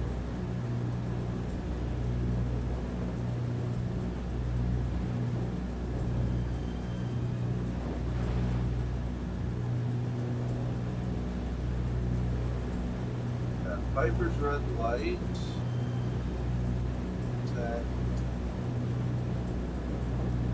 Right on the heels of Rob.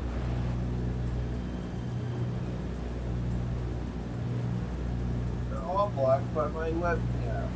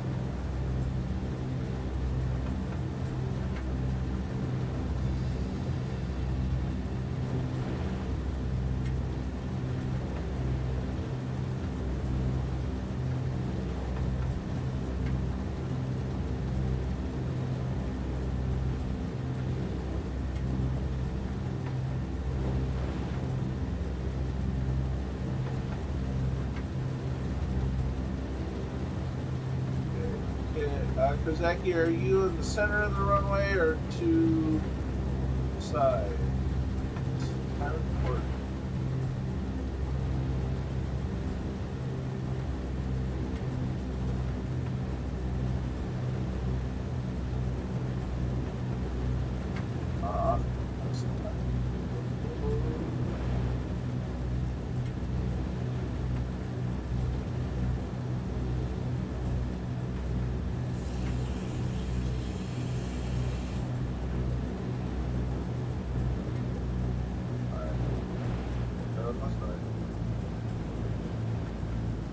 Sim, why you freeze? Oh, just to your right.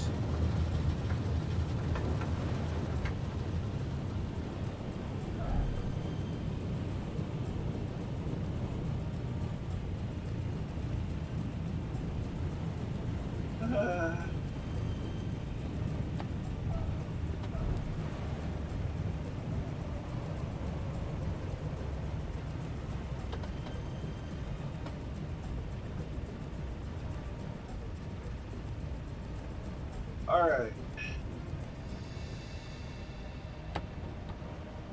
We're gonna get stopped quick. We're gonna go ahead and quick rate Murph.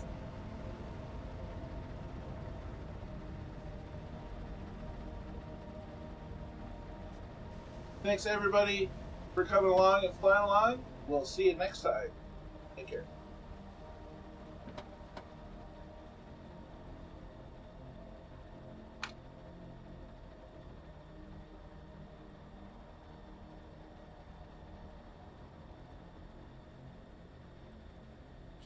CGLK. That's where we're at the moment. Okay, come in over the cars, look. No. Easy does it. Our tail wheel lock is already engaged. Colonel, distractions are happening! Colonel with the Raidage, welcome in, guys. Welcome to the final leg of this. It's been awesome flying with you guys tonight. It's really been a superb experience. I've loved it, man. It's been absolutely brilliant. Dreamy, sleepy, nighty, snoozy, snooze. Jesus! Who did that? Matty! Jesus! Right now. Easy, Murph. Easy, easy, easy, easy. Touchdown! Jesus. Easy does it, Murph. With a breakage. What did we do that in? Did it record me? Did it record me landing? Oh wait, me tail wheel lock. Quickly, say nothing, Murph. Get under there. Unlock the devil. There we go. All is well once again. Kazaki's having issues with the achievement, but I confirm he did it. That's okay. I got discoed. Don't worry. Alright, okay, don't worry. Anyone who's had an issue, if it hasn't automatically connected you using